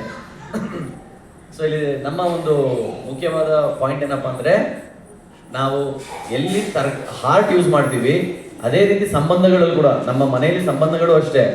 ಸೊ ನಮ್ಮ ತಾಯಿ ಪ್ರೀತಿ, ನಮ್ಮ ತಾಯಿ ಎಲ್ಲರೂ ನಮ್ಮ ತಾಯಿ ನಮ್ಮನ್ನು ಪ್ರೀತಿ ಮಾಡೇ ಮಾಡ್ತಾರೆ. ಎಷ್ಟು ಪ್ರೀತಿ ಮಾಡ್ತಾರೆ? ಪ್ರೂವ್ ಮಾಡಿ ಲಾಜಿಕ್ ಹಾಕಿ ಪ್ರೂವ್ ಮಾಡೋಕ್ಕಾಗತ್ತಾ? ಸೊ ಹೆಂಡತಿ ಗಂಡನ ಎಷ್ಟು ಪ್ರೀತಿ ಮಾಡ್ತಾರೆ, ಗಂಡ ಹೆಂಡತಿನ ಎಷ್ಟು ಪ್ರೀತಿ ಮಾಡ್ತಾರೆ, ತಾಯಿ ತಂದೆ ಮಕ್ಕಳನ್ನ ಎಷ್ಟು ಪ್ರೀತಿ ಮಾಡ್ತಾರೆ, ಇದನ್ನು ಪ್ರೂವ್ ಮಾಡಿ ತರ್ಕಬದ್ಧವಾಗಿ ಎಕ್ಸ್ಪ್ಲೇನ್ ಮಾಡಿ ಅಂದ್ರೆ ಆಗತ್ತಾ? ಇದು ಹಾರ್ಟ್ ಟು ಹಾರ್ಟ್, ಇದು ಹಾರ್ಟ್ ಕನೆಕ್ಷನ್. ಎಷ್ಟೋ ಸಲಿ ತಾಯಿ ತನಗಿಲ್ಲ ಅಂದ್ರೂ ಮಕ್ಕಳಿಗೆ ತಿನ್ಸಿರ್ತಾರೆ, ತಾನು ನಿದ್ದೆ ಮಾಡಿಲ್ಲ ಅಂದ್ರೂ ಮಕ್ಕಳಿಗೆ ನಿದ್ದೆ ಮಾಡಿಸ್ತಾರೆ. ಸೊ ಅದು ತ್ಯಾಗದಿ ಪಡೆಯೋ ಸುಖವು ಶಾಶ್ವತ. ಸೊ ಅಂತ ತ್ಯಾಗಮಯಿ ಈ ತಾಯಿ. ಸೊ ಆ ತಾಯಿನ ಒಂದು ತಾಯಿ ಪ್ರೀತಿನ ತರ್ಕಬದ್ಧವಾಗಿ ಅರ್ಥ ಮಾಡ್ಕೋಬೇಕಂದ್ರೆ ಅರ್ಥ ಮಾಡ್ಕೊಳಕ್ ಸಾಧ್ಯ ಇಲ್ಲ. ಸೊ ಇಲ್ಲಿ ಪಾಯಿಂಟ್ ಏನಪ್ಪಾ ಅಂದ್ರೆ, ನಾವು ಕೃಷ್ಣನ ಲೀಲೆ, ಭಗವಂತನ ಲೀಲೆ ಓದ್ಬೇಕಾದ್ರೆ ಲಾಜಿಕ್ ಅಪ್ಲೈ ಮಾಡಬೇಡಿ, ತರ್ಕ ಅಪ್ಲೈ ಮಾಡಬೇಡಿ, ಹಾರ್ಟ್ ನಾವು ಹೃದಯದಿಂದ ಅರ್ಥ ಮಾಡ್ಕೊಳ್ಳೋಕೆ ಪ್ರಯತ್ನ ಪಡಬೇಕು. ಆದರೆ ಕೃಷ್ಣನ ತತ್ವ, ಭಗವಂತನ ತತ್ವ ಅರ್ಥ ಮಾಡ್ಕೊಳ್ಬೇಕಾದ್ರೆ ಅಲ್ಲಿ ನಾವು ನಾಲೆಡ್ಜ್, ಬುದ್ಧಿ ಉಪಯೋಗಿಸ್ಬೇಕು, ತರ್ಕ ಉಪಯೋಗಿಸ್ಬೇಕು, ಲಾಜಿಕ್ ಉಪಯೋಗಿಸ್ಬೇಕು. ಅಲ್ಲಿ ನಾವು ಎಮೋಷನಲ್ ಆಗಬಾರ್ದು. ಇಲ್ಲಿ ನಾವು ಎಮೋಷನಲ್ ಆದರೂ ಪರವಾಗಿಲ್ಲ. ಸೊ ನಾನು ಹೇಳಿದಾಗೆ ಅಷ್ಟಕಂ ಅಂದ್ರೆ ಹೇಗಿರಬೇಕು, ಅದರಲ್ಲಿ ಪ್ರಾಸಗಳು ಹೇಗಿರಬೇಕು, ಪ್ರತಿಯೊಂದು ಲೈನ್ ಹೇಗಿರಬೇಕು, ಎಲ್ಲಿ ಯಾವ ಪದ ಯೂಸ್ ಮಾಡಬೇಕು, ಸ್ಟಾರ್ಟಿಂಗ್ ಲೈನ್. ನೀವು ಇಡೀ ಭಾಗವತಮಲ್ಲಿ ನೋಡಿದ್ರೆ ಪುರಾಣಗಳಲ್ಲಿ ಗೋಪಿ ಗೀತೆ ಅಂತ ಇದೆ, ನಿಮ್ಗೆ ಗೊತ್ತಿರ್ಬೋದು 10ನೇ ಸ್ಕಂದದಲ್ಲಿ. ಆ ಗೋಪಿ ಗೀತೆ ಮೋಸ್ಟ್ ಇಂಟ್ರಿಕೇಟ್ಲಿ ರಿಟರ್ನ್, ಅಂದ್ರೆ ತುಂಬಾ ಸೂಕ್ಷ್ಮವಾಗಿ ಬರೆದಿರೋದು. ಅಲ್ಲಿ ಮೊದಲನೇ ಪದದ ಮೊದಲನೇ ಅಕ್ಷರ, ಮೂರನೇ ಪದದ ಮೊದಲನೇ ಅಕ್ಷರ ಎರಡು ಸೇಮ್ ಇರುತ್ತೆ. ಜಯತಿತೇದಿಕಂ ಜನ್ಮನ ವ್ರಜಃ ಜಯತ ಇಂದಿರ. ಮೊದಲನೇ ಅಕ್ಷರ ಜ, ಮೊದಲನೇ ಪದದ ಮೊದಲನೇ ಅಕ್ಷರ ಜ, ಮೂರನೇ ಪದದ ಮೊದಲನೇ ಅಕ್ಷರ ಜ. ಆ ಥರ ನೋಡ್ಕೊಂಡು ಹೋಗಿ. ಗೋಪಿಗೀತೆ, ಗೋಪಿಗಳೇನು ಯಾರು ವಿದ್ಯಾವಂತರೇ ಅಲ್ಲ, ಅವರೆಲ್ಲ ಏನು ಇಂಜಿನಿಯರಿಂಗ್ ಮಾಡಿಲ್ಲ, ಮೆಡಿಕಲ್ ಓದಿಲ್ಲ, MA ಮಾಡಿಲ್ಲ, BA ಮಾಡಿಲ್ಲ, ಏನು ಮಾಡಿಲ್ಲ. ಆದರೆ ಅವರು ಹಾಡಿರುವಂಥ ಈ ಗೋಪಿಗೀತೆ ಏನಿದೆಯಲ್ಲ, ಅದ್ಭುತ ಅದ್ಭುತ. ಯಾರಿಗಾದ್ರೂ ಲಿಟ್ರೇಚರ್, ಭಾಷಾ ಜ್ಞಾನ, ಭಾಷೆ ಬಗ್ಗೆ ತುಂಬ ಪ್ರೀತಿ ಇದ್ರೆ ನೀವು ಗೋಪಿಗೀತೆ ಅವೆಲ್ಲ ಓದಬೇಕು. ಅಲ್ಲಿ ತುಂಬ ಅದ್ಭುತವಾಗಿದೆ. ಈವನ್ ನಮ್ಮ ದಾಮೋದರ ಅಷ್ಟಕಂ ಅಷ್ಟೇ, ನಾವು ಹೇಳ್ತೀನಿ, ಇದು ಎಷ್ಟು ಅದ್ಭುತವಾಗಿ ಬರೆದಿದ್ದಾರೆ ಸತ್ಯವ್ರತ ಮುನಿಗಳಂದ್ರೆ ಮೈಂಡ್ ಬ್ಲೋಯಿಂಗ್. ಸೊ ಇಷ್ಟೆಲ್ಲ ನೀವು ಭಾಷೆಯಲ್ಲಿ ಆಟ ಆಡಬೇಕಂದ್ರೆ ಆ ಭಾಷಾ ಜ್ಞಾನ ಚೆನ್ನಾಗಿರಬೇಕು. ಆ ಭಾಷಾ ಜ್ಞಾನದಲ್ಲಿ ನೀವು ತುಂಬ ಚೆನ್ನಾಗಿ play with words, play with grammar, play with sentence. ಅಂದರೆ ಅದು ನಿಮಗೆ ಸ್ಯಾನ್ಸ್ಕ್ರಿಟ್ ಕಲ್ತಿದ್ರೆ ಅದ್ರಲ್ಲಿ ತುಂಬ ಚೆನ್ನಾಗಿರುತ್ತೆ. ಸ್ಯಾನ್ಸ್ಕ್ರಿಟಲ್ಲಿ, ಸಂಸ್ಕೃತ ಭಾಷೆಯಲ್ಲಿ ಅಷ್ಟು ವೈವಿಧ್ಯ ಇದೆ. ಹಂಗೆ ನೋಡೋಕೆ ಹೋದರೆ ಈ ಇಂಗ್ಲೀಷ್ ಲ್ಯಾಂಗ್ವೇಜ್ ಎಲ್ಲ ಕದ್ದಿರೋದು ಸಂಸ್ಕೃತಿಂದಾನೆ. ಇಂಗ್ಲೀಷ್ ಎಲ್ಲ ಅದಕ್ಕೆ ನೀವಾಗ ಮದರ್ comes from ಮಾತೃ, ಭ್ರಾತೃ ಬ್ರದರ್, ದ್ವಾರ್ ಡೋರ್. ಹಂಗೆ ನೋಡೋಕೆ ಹೋದ್ರೆ ಇದೆಲ್ಲ ಇಂಗ್ಲೀಷ್ ಪದಗಳೆಲ್ಲ ಬಂದಿರೋದು ಆಲ್ಮೋಸ್ಟ್ ಸಂಸ್ಕೃತದಿಂದನೇ. ಸೊ ಇವಾಗ ನಾವು ದಾಮೋದರ ಅಷ್ಟಕಂ ಬಗ್ಗೆ ತಿಳ್ಕೊಳ್ಳೋಕೆ ಪ್ರಯತ್ನ ಪಡೋಣ. ಸೊ ಇಲ್ಲಿ ದಾಮೋದರ ಅಷ್ಟಕಂ ಯಾರು ಬರೆದಿದ್ದು? ಸತ್ಯವ್ರತ ಮುನಿಗಳು ಬರೆದಿದ್ದು. ಇದು ಗೌಡಿಯ ವೈಷ್ಣವರಿಗೆ ತುಂಬ ವಿಶೇಷವಾದಂತಹ ಒಂದು ಅಷ್ಟಕಂ. ಸೊ ಇದರಲ್ಲಿ ಸನಾತನ ಗೋಸ್ವಾಮಿ ಈ ಒಂದು ದಾಮೋದರ ಅಷ್ಟಕಂ ಓದಿದಾಗ ಅವರಲ್ಲಿ ಉತ್ಸಾಹ ಬಂತು. ಈ ದಾಮೋದರ ಅಷ್ಟಕಂ ತುಂಬ ಆರ್ಡಿನರಿ ಇಲ್ಲ, ತುಂಬ ವಿಶೇಷ ಇದು. ಅದಕ್ಕೆ ಅಂತ ಸ್ಪೆಷಲ್ ಆಗಿ ಸನಾತನ ಗೋಸ್ವಾಮಿ ಈ ದಾಮೋದರ ಅಷ್ಟಕಂ ಮೇಲೆ ಒಂದು ದೊಡ್ಡ ಕಮೆಂಟರಿ ಬರೀತಾರೆ. ಸೊ ಆ ಕಮೆಂಟರಿಯಲ್ಲಿ ನಮಗೆ ದಾಮೋದರ ಅಷ್ಟಕಂ ಏನು ಅಂತ ತುಂಬ ಚೆನ್ನಾಗಿ ಹೇಳ್ಕೊಡ್ತಾರೆ. ಸೊ ಅದು ದಿಗ್ದರ್ಶಿನಿ ಟೀಕಾ ಅಂತ ಸನಾತನ ಗೋಸ್ವಾಮಿ ಬರೆದಿರೋ ಕಮೆಂಟರಿಯಲ್ಲಿ ಈ ದಾಮೋದರ ಅಷ್ಟಕಂನ ಎಕ್ಸ್ಪ್ಲನೇಷನ್ ಕೊಟ್ಟಿದ್ದಾರೆ. ಸೊ ಅದನ್ನ ಬೆಂಗಾಲಿ ಟ್ರಾನ್ಸ್ಲೇಷನ್ ಭಕ್ತಿ ಪ್ರಜ್ಞಾನ ಕೇಶವ ಮಹಾರಾಜ್ ಅಂತ ಮಾಡ್ತಾರೆ. ಅದನ್ನ ಇಂಗ್ಲಿಷ್ನಲ್ಲಿ ದಶರಥ ಸುತ ಪ್ರಭು ಮತ್ತು ವಯಸ್ಸಾಕಿ ಪ್ರಭು ನೀವೆಲ್ಲ ಕೇಳಿರ್ಬೋದು, ಕೀರ್ತನಲ್ಲಿ ತುಂಬ ಫೇಮಸ್ಸು. ಸೊ ಅವರು ಇದನ್ನ ಇಂಗ್ಲೀಷಲ್ಲಿ ಟ್ರಾನ್ಸ್ಲೇಷನ್ ಮಾಡಿಕೊಟ್ಟಿದ್ದಾರೆ. ಸೊ ಆಮೇಲೆ ಬೇರೆ ಬೇರೆ ಆಚಾರ್ಯಗಳು, ಪ್ರಭುಪಾದರು ಕೂಡ ದಾಮೋದರ ಅಷ್ಟಕಂ ಮೇಲೆ, ದಾಮೋದರ ಲೀಲಾ ಬಗ್ಗೆ ತುಂಬ ಜಾಸ್ತಿ ಎಕ್ಸ್ಪ್ಲನೇಷನ್ ಕೊಟ್ಟಿದ್ದಾರೆ. ಇದು ಒರಿಜಿನಲಿ ಎಲ್ಲಿಂದ ಬರುತ್ತೆ ಅಂದರೆ ಇದು ಪದ್ಮಪುರಾಣದಲ್ಲಿ ಬರುತ್ತೆ.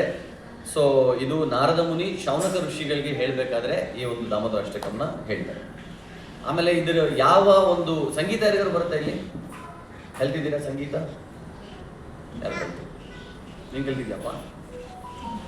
ಹೌದಾ? ಯಾವ ಸಂಗೀತ? ಯೋಚನೆ ಮಾಡ್ತಾ ಇದ್ದಾರೆ. ಸೊ ಇಲ್ಲಿ ಪ್ರತಿಯೊಂದು ಸಂಗೀತದಲ್ಲಿ ಪ್ರತಿಯೊಂದು ರಾಗಗಳಿರುತ್ತೆ ಅಲ್ಲ, ರಾಗ ಒಂದು ಮೀಟರ್ ಏನಂತ ಹೇಳ್ತೀವಿ. ಸೊ ಈ ದಾಮೋದರ ಅಷ್ಟಕಂ ಬರೆದಿರೋದು ಯಾವ ಒಂದು ಮೀಟರ್ ರಾಗದಲ್ಲಿ ಅಂದರೆ ಇದು ಭುಜಂಗ ಪ್ರಯಾತ ರಾಗ ಮೀಟರ್ ಅಂತ. ಸೊ ಭುಜಂಗ ಅಂದ್ರೆ ಏನು ಗೊತ್ತಾ? ಹಾವು. ಇದೇನಿದು ಹಾವು ಭುಜಂಗ ಪ್ರಯಾತ ಅಂತ ಹೇಳ್ತಿದ್ದಾರೆ.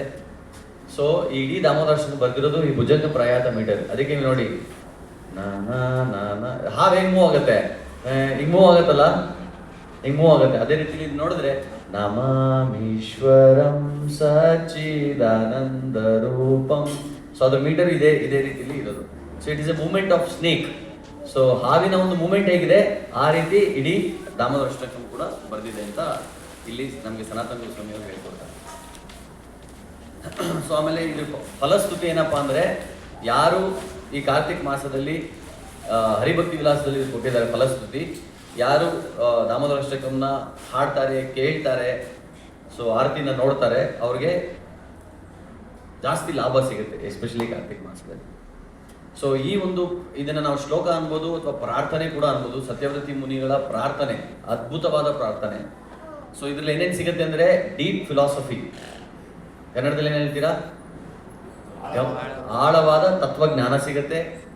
ಆಮೇಲೆ ಸತ್ಯವ್ರತಿ ಮುನಿಯರ ಒಂದು ಆಳವಾದ ಪ್ರೇಮ, ಭಗವಂತನ ಮೇಲಿರುವಂಥ ಪ್ರೇಮ ಮತ್ತು ಭಕ್ತಿ, ಅದ್ರ ಬಗ್ಗೆ ನಮ್ಗೆ ಅರಿವಾಗುತ್ತೆ. ಆಮೇಲೆ ಈ ಪ್ರೇಯರ್ ಏನಿದೆ ಪ್ರಾರ್ಥನೆ, ಇದು ನಾವು ಮಾಡೋ ಪ್ರೇಯರ್ ಥರ ಅಲ್ಲ. ನಾವು ಮಾಡೋ ಪ್ರೇಯರ್ ಏನು, ನಾವು ಮಾಡೋ ಭಗವಂತ ನಾವು ಪ್ರಾರ್ಥನೆ ಮಾಡ್ತೀವಲ್ಲ, ಏನು ಪ್ರಾರ್ಥನೆ ಮಾಡ್ತೀವಿ? ಭಗವಂತ ಪಾಸ್ ಆದರೆ, ಸ್ಟೂಡೆಂಟ್ಸ್ ಎಕ್ಸಾಮ್ ಬರ್ದಿದ್ದೀನಿ ರಿಸಲ್ಟ್ ಇಂದ ಬಂದಿಲ್ಲ, ಕಾಪಾಡಪ್ಪ, ಎಕ್ಸ್ಪೆಕ್ಟೇಷನ್. ಇನ್ ಕೆಲವರು ರಿಸಲ್ಟ್ ಬಂದಿದೆ, ಕಾಪಾಡಪ್ಪ. ಇನ್ನು ಕೆಲವರು ಮದುವೆ ಆಗಿಲ್ಲ ಕಾಪಾಡಪ್ಪ, ಇನ್ನೊರು ಕೆಲಸ ಇಲ್ಲ ದೇವರೇ ಕಾಪಾಡಪ್ಪ, ಇನ್ನೊರು ಸಂಬಳ ಸ್ವಲ್ಪ ಜಾಸ್ತಿ ಮಾಡಪ್ಪ, ಇನ್ನು ಕೆಲವರು ಮಕ್ಕಳಾಗಿಲ್ಲ ದೇವರೇ ಕಾಪಾಡಪ್ಪ, ಇನ್ನು ಕೆಲವರು ಮದುವೆನೇ ಆಗಿಲ್ಲ, ಇನ್ನು ಗಂಡು ಹುಡುಕ್ತಾ ಇದೀವಿ, ಹೆಣ್ಣು ಹುಡುಕ್ತಿದೀವಿ, ದೇವರೇ ಕಾಪಾಡಪ್ಪ, ಇನ್ನು ಕೆಲವರು ಮದುವೆ ಆಗಿದೆ, ದೇವರೇ ಕಾಪಾಡಪ್ಪ. ಸೊ ಆ ರೀತಿ ವಿಧವಾದ ಪ್ರಾರ್ಥನೆಗಳು. ನಮ್ಮ ಪ್ರಾರ್ಥನೆಯಲ್ಲೆಲ್ಲ ಏನಿರುತ್ತೆ ಅಂದರೆ ನಮ್ಗೆ ಏನು ಬೇಕು ಅನ್ನೋದು ಮಾತ್ರ ಇರುತ್ತೆ. ನನಗೇನು ಬೇಕು ಅಂದರೆ ಬೇಸಿಕಲಿ ಇವಾಗ ನಾವು ಯಾವ್ದಾದ್ರು ಒಂದು ಮಾಲ್ಗೆ ಶಾಪಿಂಗ್ ಏನಾದ್ರು ಹೋದಾಗ ಏನಾದ್ರು ಬೈ ಮಾಡೋಕ್ಕೆ, ತೊಗೊಳಕ್ಕೆ, ಖರೀದಿ ಮಾಡೋಕ್ಕೆ ಒಂದು ಲಿಸ್ಟ್ ಮಾಡ್ಕೊಂಡು ಹೋಗ್ತೀವಲ್ಲ, ಆ ಥರ ದೇವಸ್ಥಾನಕ್ಕೆ ಹೋದ್ರೆ ಒಂದು ಲಿಸ್ಟ್ ತೊಗೊಂಡು ಹೋಗೋದು. ಸೊ ನನಗೆ ಎಕ್ಸಾಮು, ರಿಸಲ್ಟು, ದುಡ್ಡು, ಕಾಸು, ಬರೀ ಇಂಥ ರಿಸಲ್ಟ್, ವಿಶ್ ಲಿಸ್ಟ್ ಅಂತ ಹೇಳಿದ್ರೆ ಇದು ನಿಜವಾದ ಇದು ಒಂದು ರೀತಿಯಲ್ಲಿ ಓಕೆ.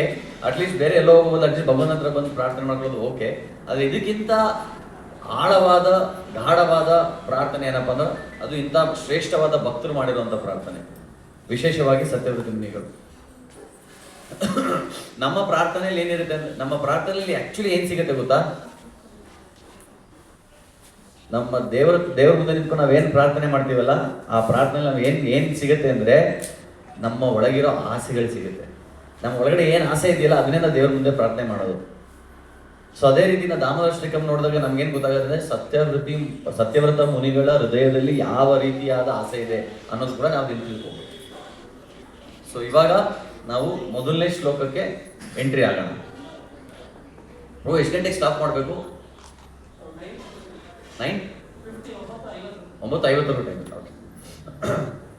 ಸೊ ಫಸ್ಟ್ ಶ್ಲೋಕ. ನಮಾಮೀಶ್ವರಂ ಸಚ್ಚಿದಾನಂದರೂಪಂ ಲಸತ್ಕುಂಡಲಂ ಗೋಕುಲೇ ವ್ರಜಮಾನಂ.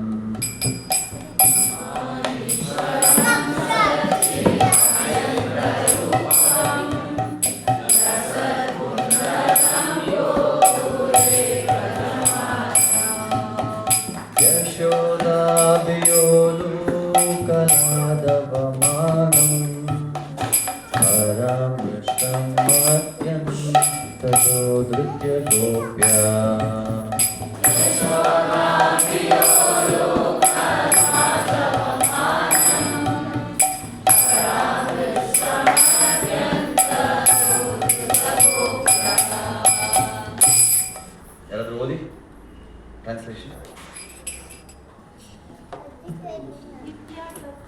ಆನಂದ ರೂಪಿಯಾದ ಸರ್ವೋತ್ತಮ ದಾಮೋದರನಿಗೆ ನಮಸ್ಕಾರ ಮಾಡುತ್ತೇನೆ. ನೀರಿನ ಆಕಾರದ ಅವನ ಕಿವಿಯಲ್ಲಿ ಗೋಕುಲದ ದಿವ್ಯ ಕ್ಷೇತ್ರದಲ್ಲಿ ಅವನು ಶೋಭಿಸುತ್ತಿದ್ದಾನೆ. ತಾಯಿ ಯಶೋದೆಯು ಮೊಸರು ಕೊಡೆಯುತ್ತಿದ್ದ ಮಡಕೆಯನ್ನು ಹೊಡೆದು ನೇತು ಹಾಕಿದ್ದ ಪಾತ್ರೆಯಿಂದ ಬೆಣ್ಣೆಯನ್ನು ಕದ್ದ ಶಕ್ತಿಗಾಗಿ ಹೆದರಿ ತನ್ನನ್ನು ಕಟ್ಟಿ ಹಾಕಿದ ಮರದ ಒರಳಿನಿಂದ ಓಡಲೆತ್ತಿಸಿ ಹಿಂದಿನಿಂದ ಇನ್ನೂ ಬೇಗ ಓಡಿ ಬಂದ ಯಶೋದೆಯ ಕೈಗೆ ಅವನು ಸಿಕ್ಕಿತು. ಈ ಮಕ್ಕಳು ಮಾತಾಡಬಾರ್ದು. ಸೊ ಇಲ್ಲಿ ಮೊದಲನೇ ಶ್ಲೋಕವನ್ನು ನಾವು ಸ್ವಲ್ಪ ಅನಲೈಸ್ ಮಾಡೋಕ್ಕೆ ಪ್ರಯತ್ನ ಮಾಡೋಣ. ಇಲ್ಲಿ ಸತ್ಯವ್ರತ ಮುನಿಗಳು ಸ್ಟಾರ್ಟಿಂಗ್ ಈ ಶ್ಲೋಕವನ್ನು ಓಪನಿಂಗ್ ಹೇಗೆ ಮಾಡ್ತಾ ಇದ್ದಾರೆ, ಇಲ್ಲಿ ಫಸ್ಟ್ ಏನು ಹೇಳಿದ್ದಾರೆ, ನಮಾಮಿ ಅಂದರೆ ನಮಸ್ಕಾರ. ಭಗವಂತನಿಗೆ ಫಸ್ಟು ಅವರ ನಮಸ್ಕಾರಗಳನ್ನ ಅರ್ಪಿಸ್ತಾ ಇದ್ದಾರೆ. ಆಮೇಲೆ ಭಗವಂತನ ಹತ್ರ ಬ್ಲೆಸ್ಸಿಂಗ್ಸ್, ಕನ್ನಡದಲ್ಲಿ ಏನಂತ ಬ್ಲೆಸ್ಸಿಂಗ್ಗೆ ಆಶೀರ್ವಾದವನ್ನು ಹೇಳ್ತಾ ಇದ್ದಾರೆ. ಇದರಿಂದ ಏನರ್ಥ ಆಗುತ್ತೆ ಅಂದರೆ ಡೈರೆಕ್ಟಾಗಿ ಅವರು ದೊಡ್ಡ ಫಿಲಾಸಫಿ ತತ್ವಜ್ಞಾನವನ್ನು ಹೇಳ್ತಿಲ್ಲ. ಫಸ್ಟು ನಾವು ಇದರಿಂದ ಏನು ತಿಳ್ಕೊಬೇಕಂದ್ರೆ ಫಸ್ಟು ನಾವು ನಮ್ರರಾಗಿರಬೇಕು. ನಮ್ರತೆಯಿಂದ ನಾವು ಚಿಕ್ಕವರು ಅನ್ನೋದು ನಮ್ಗೆ ಗೊತ್ತಿರಬೇಕು. ಯಾವಾಗಲೂ ನಾನು ದೊಡ್ಡವನು, ನಾನು ಗ್ರೇಟು, ಆ ಅಹಂಕಾರ ಬಂದಾಗ ನಾವೇನು ನಮ್ಗೆ ಸಿಗೋದಿಲ್ಲ. ಅಲ್ಲಿ ಬ್ಲೆಸ್ಸಿಂಗ್ಸ್ ಆಗಲಿ ಆಶೀರ್ವಾದಗಳು ನಮಗೆ ಸಿಗೋದೇ ಇಲ್ಲ. ಸೊ ಅದರಿಂದ ಇಲ್ಲಿ ನಮ್ಮ ಸತ್ಯವ್ರತ ಮುನಿಗಳೇನು ಹೇಳ್ಕೊಡ್ತಾ ಇದ್ದಾರೆ, ನಮ್ಮ ಜೀವನದಲ್ಲಿ ಮೊದಲು ಹೇಗಿರಬೇಕು, ನಮ್ರತೆಯಿಂದ ಇರಬೇಕು, ಹಂಬಲ್ ಆಗಿರಬೇಕು. ನಮ್ರತೆ ಇಲ್ಲ ಅಂದರೆ ವಿದ್ಯಾ ದದಾತಿ ವಿನಯ. ನಮ್ಗೆ ಯಾರಿಗೇ ಒಬ್ಬರಿಗೆ ವಿದ್ಯೆ ಇದೆ ಅಂದರೆ ಆ ವಿದ್ಯೆಯಿಂದ ನಮ್ಗೆ ಏನು ಅವರ ಬಿಹೇವಿಯರಲ್ಲಿ ಗೊತ್ತಾಗುತ್ತೆ ಅವ್ರ ನಿಜವಾದ ವಿದ್ಯೆ ಜ್ಞಾನ ಇದೆಯಾ ಅಂತ. ಅವ್ರ ಬಿಹೇವಿಯರ್ ಹೇಗಿರುತ್ತೆ, ವಿನಯವಂತರಾಗಿದ್ದರೆ ಇವನ ಹತ್ರ ನಿಜವಾಗ್ಲೂ ಏನೋ ಇದೆಯಪ್ಪ. ತುಂಬ ಅಹಂಕಾರಿಯಾಗಿದ್ದರೆ ಅದ್ರಲ್ಲಿ ಗೊತ್ತಾಗುತ್ತೆ ನಿಜವಾದ ವಿದ್ಯೆ ಅವನಿಗೆ ಸಿಕ್ಕೇ ಇಲ್ಲ ಅಂತ. ಸೊ ಅದರಿಂದ ನಮ್ರತೆ ಅನ್ನೋದು ಪ್ರತಿಯೊಬ್ಬ ವ್ಯಕ್ತಿಗೂ, ವಿಶೇಷವಾಗಿ ಪ್ರತಿಯೊಬ್ಬ ಭಕ್ತರು ನಾವು ಈ ಭಕ್ತಿ ಮಾರ್ಗದಲ್ಲಿ ಇರೋದ್ರಿಂದ ನಮ್ರತೆ ಇಲ್ಲ ಅಂದರೆ ನಿಮ್ಗೆ ಏನೂ ಸಿಗೋದಿಲ್ಲ. ನಮ್ರತೆ ಇಲ್ಲ ಅಂದರೆ ಬೇರೆಯವ್ರು ರೆಸ್ಪೆಕ್ಟ್ ಕೊಡೋದಿಲ್ಲ, ನಮ್ರತೆ ಇಲ್ಲ ಅಂದರೆ ಭಗವಂತನೇ ನಮ್ಗೆ ಹತ್ರನೇ ಸೇರಿಸಲ್ಲ. ಮೋಸ್ಟ್ ಇಂಪಾರ್ಟೆಂಟ್, ಬಹಳ ಬಹಳ ಮುಖ್ಯವಾದಂಥ ವಿಷಯ ಏನಪ್ಪ ಅಂದರೆ ಅದು ನಮ್ರತೆ. ಸೊ ಎಲ್ಲಿ ಈಗೋ ಇರುತ್ತೆ ಅಲ್ಲಿ ನಮಗೆ ಬೇರೆ ಏನು ಅದೊಂಥರ ಬ್ಲಾಕ್ ಮಾಡುತ್ತೆ. ಈಗೋ ಅಂದರೆ ಅದೊಂದು ಬ್ಲಾಕ್ ಥರ, ಬ್ಲಾಕೇಜ್. ಸೊ ಇವಾಗ ನಮಗೆ ಹಾರ್ಟಲ್ಲಿ ಬ್ಲಾಕ್ ಆಗ್ಬಿಟ್ರೆ ಏನಾಗುತ್ತೆ, ರಕ್ತ ಚಲನೆ ಆಗಲ್ಲ ಅಂದರೆ ಉಸಿರಾಡೋಕ್ಕೆ ಆಗಲ್ಲ. ಸೊ ಅದೇ ರೀತಿಲಿ ಈ ಈಗೋ ಅನ್ನೋದು ನಮಗೆ ತುಂಬ ಮುಂದೆ ಇದ್ರೆ, ಈಗೋ ಬ್ಲಾಕ್ ಆಗಿಬಿಟ್ರೆ ನಮಗೆ ಬ್ಲೆಸ್ಸಿಂಗ್ಸ್ ಚಲನೆ ಆಗಲ್ಲ, ಆಶೀರ್ವಾದ ಒಳಗಡೆ ಬರೋದು ಸಿಗೋದೇ ಇಲ್ಲ. ನಮಗೆ ಆಶೀರ್ವಾದ ಸಿಕ್ಕಿಲ್ಲ ಅಂದರೆ ನಾವು ಭಕ್ತಿ ಮಾರ್ಗದಲ್ಲಿ ಬೆಳೆಯೋಕ್ಕೆ ಆಗಲ್ಲ. ಭಕ್ತಿಲಿ ಬೆಳೆಯೋಕ್ಕಾಗಲಿಲ್ಲ ಅಂದರೆ ನಾವು ಕೆಳಗಡೆ ಹೋಗ್ತಾ ಇದ್ದೀವಿ ಅಂತ ಅರ್ಥ. ನಾವು ಎಷ್ಟೋ ಜನ ಅನ್ಕೊಂಡ್ಬಿಟ್ಟಿದ್ದೀವಿ, ಹೇಗಿದೆ ಪ್ರಭು ನಿಮ್ಮ ಆಧ್ಯಾತ್ಮಿಕ ಜೀವನ ಅಂದರೆ ಹಾಗೇ ಇದೆ ಪ್ರಭು, ಮೇಲೋಗ್ತಿಲ್ಲ ಕೆಳಗಡೆ ಇಳ್ತಿಲ್ಲ ಅಂತ ಎಷ್ಟೋ ಜನ ಹೇಳ್ತಾರಲ್ಲ, ಅದು ಸುಳ್ಳು. ಸೊ ಆಧ್ಯಾತ್ಮ ಜೀವನದಲ್ಲಿ ಹೇಗೆ ಅಂದರೆ ಅದೊಂದು ದೊಡ್ಡ ಮೌಂಟೇನ್ ಇರುತ್ತಲ್ಲ, ಕನ್ನಡದಲ್ಲಿ ಮೌಂಟೇನ್ ಅಂದರೆ ಒಂದು ಪರ್ವತ, ಟ್ರೆಕ್ಕಿಂಗ್ ಮಾಡ್ತಾರಲ್ಲ, ಆ ಒಂದು ಪರ್ವತ ಹತ್ಬೇಕಾದ್ರೆ ಹೇಗೆ ಹತ್ತೋದು ನಾವು, ಚೂರೇ ಚೂರು ಜಾಗ ಇರುತ್ತಲ್ಲ, ಚೂರು ಜಾಗ ಇರುತ್ತೆ, ಅವ್ರೊಂದು ಏನೋ ಒಂದು ಹೋಲ್ ಇರುತ್ತೆ, ಹಿಡ್ಕೊಂಡು ನಿಧಾನ ಸ್ವಲ್ಪ ಹತ್ತೀವಿ. ಸೊ ಅವ್ರನ್ನ ಹೋಗಿ ಕೇಳಿ 2 ಗಂಟೆಗಳ ಕಾಲ ನೀವು ಹೇಗೆ ಎಲ್ಲಿದ್ದೀರಾ ಪರ್ವತ ಹತ್ತಿದ್ದೀರ ಅಂದರೆ ನಾನು ಎಲ್ಲಿದ್ದೀನೋ ಅಲ್ಲೇ ಇದ್ದೀನಿ ಅಂದರೆ ಅದು ಸುಳ್ಳು. ನೀವು ಪರ್ವತ ಹತ್ತಾ ಇದ್ದೀರ ಅಂದರೆ ಹತ್ತಾ ಇರಬೇಕು, ಇಲ್ಲ ಕೆಳಗಡೆ ಇಳಿತಾ ಇರಬೇಕು, ಒಂದೇ ಕಡೆ ಜಾಸ್ತಿ ಹೊತ್ತಿರೋಕ್ಕಾಗಲ್ಲ.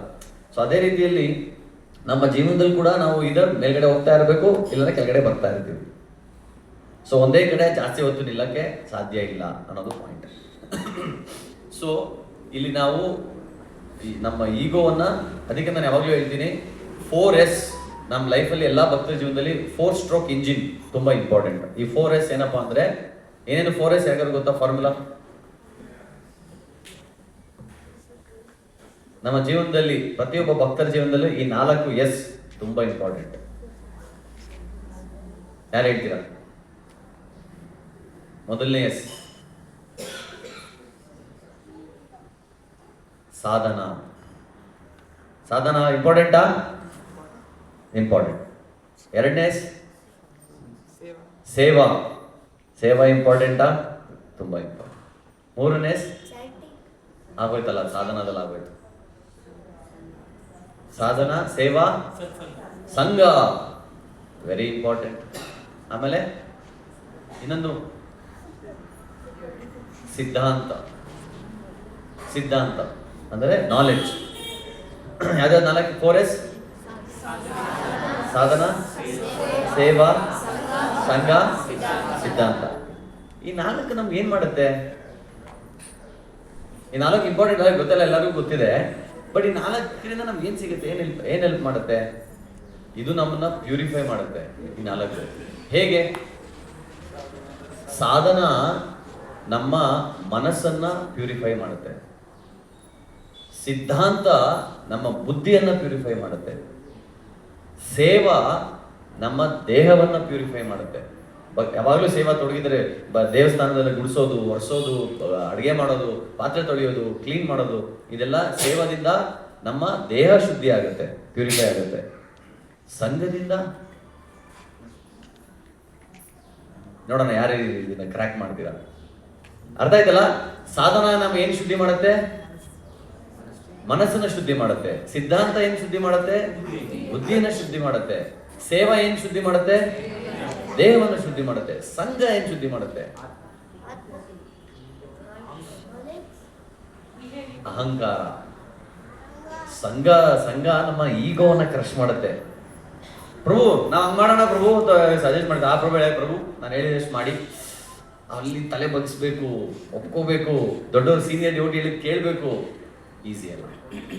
ಆಮೇಲೆ ನೀವು ಜೂನಿಯರ್ಗೆ ಹೇಳಿದ ನಿಮ್ಮ ಮಾತು ಕೇಳೋದಿಲ್ಲ ಅವರು. ನೀವು ನಿಮ್ಮ ಸೀನಿಯರ್ ಹೇಳಿದ್ದನ್ನು ಕೇಳಬೇಕು. ಆಮೇಲೆ ನೀವು ನಿಮ್ಮ ಜೂನಿಯರ್ಗೆ ಲೀಡ್ ಮಾಡಬೇಕು. ನಿಮ್ಮ ಜೂನಿಯರ್ ನಿಮ್ಮ ಮಾತು ಕೇಳಿಲ್ಲ ಅಂದ್ರೆ ಏನು ಮಾಡ್ತೀರಾ? ಅಲ್ಲಿ ಈಗೋ ಪ್ಯೂರಿಫೈ ಆಗುತ್ತೆ.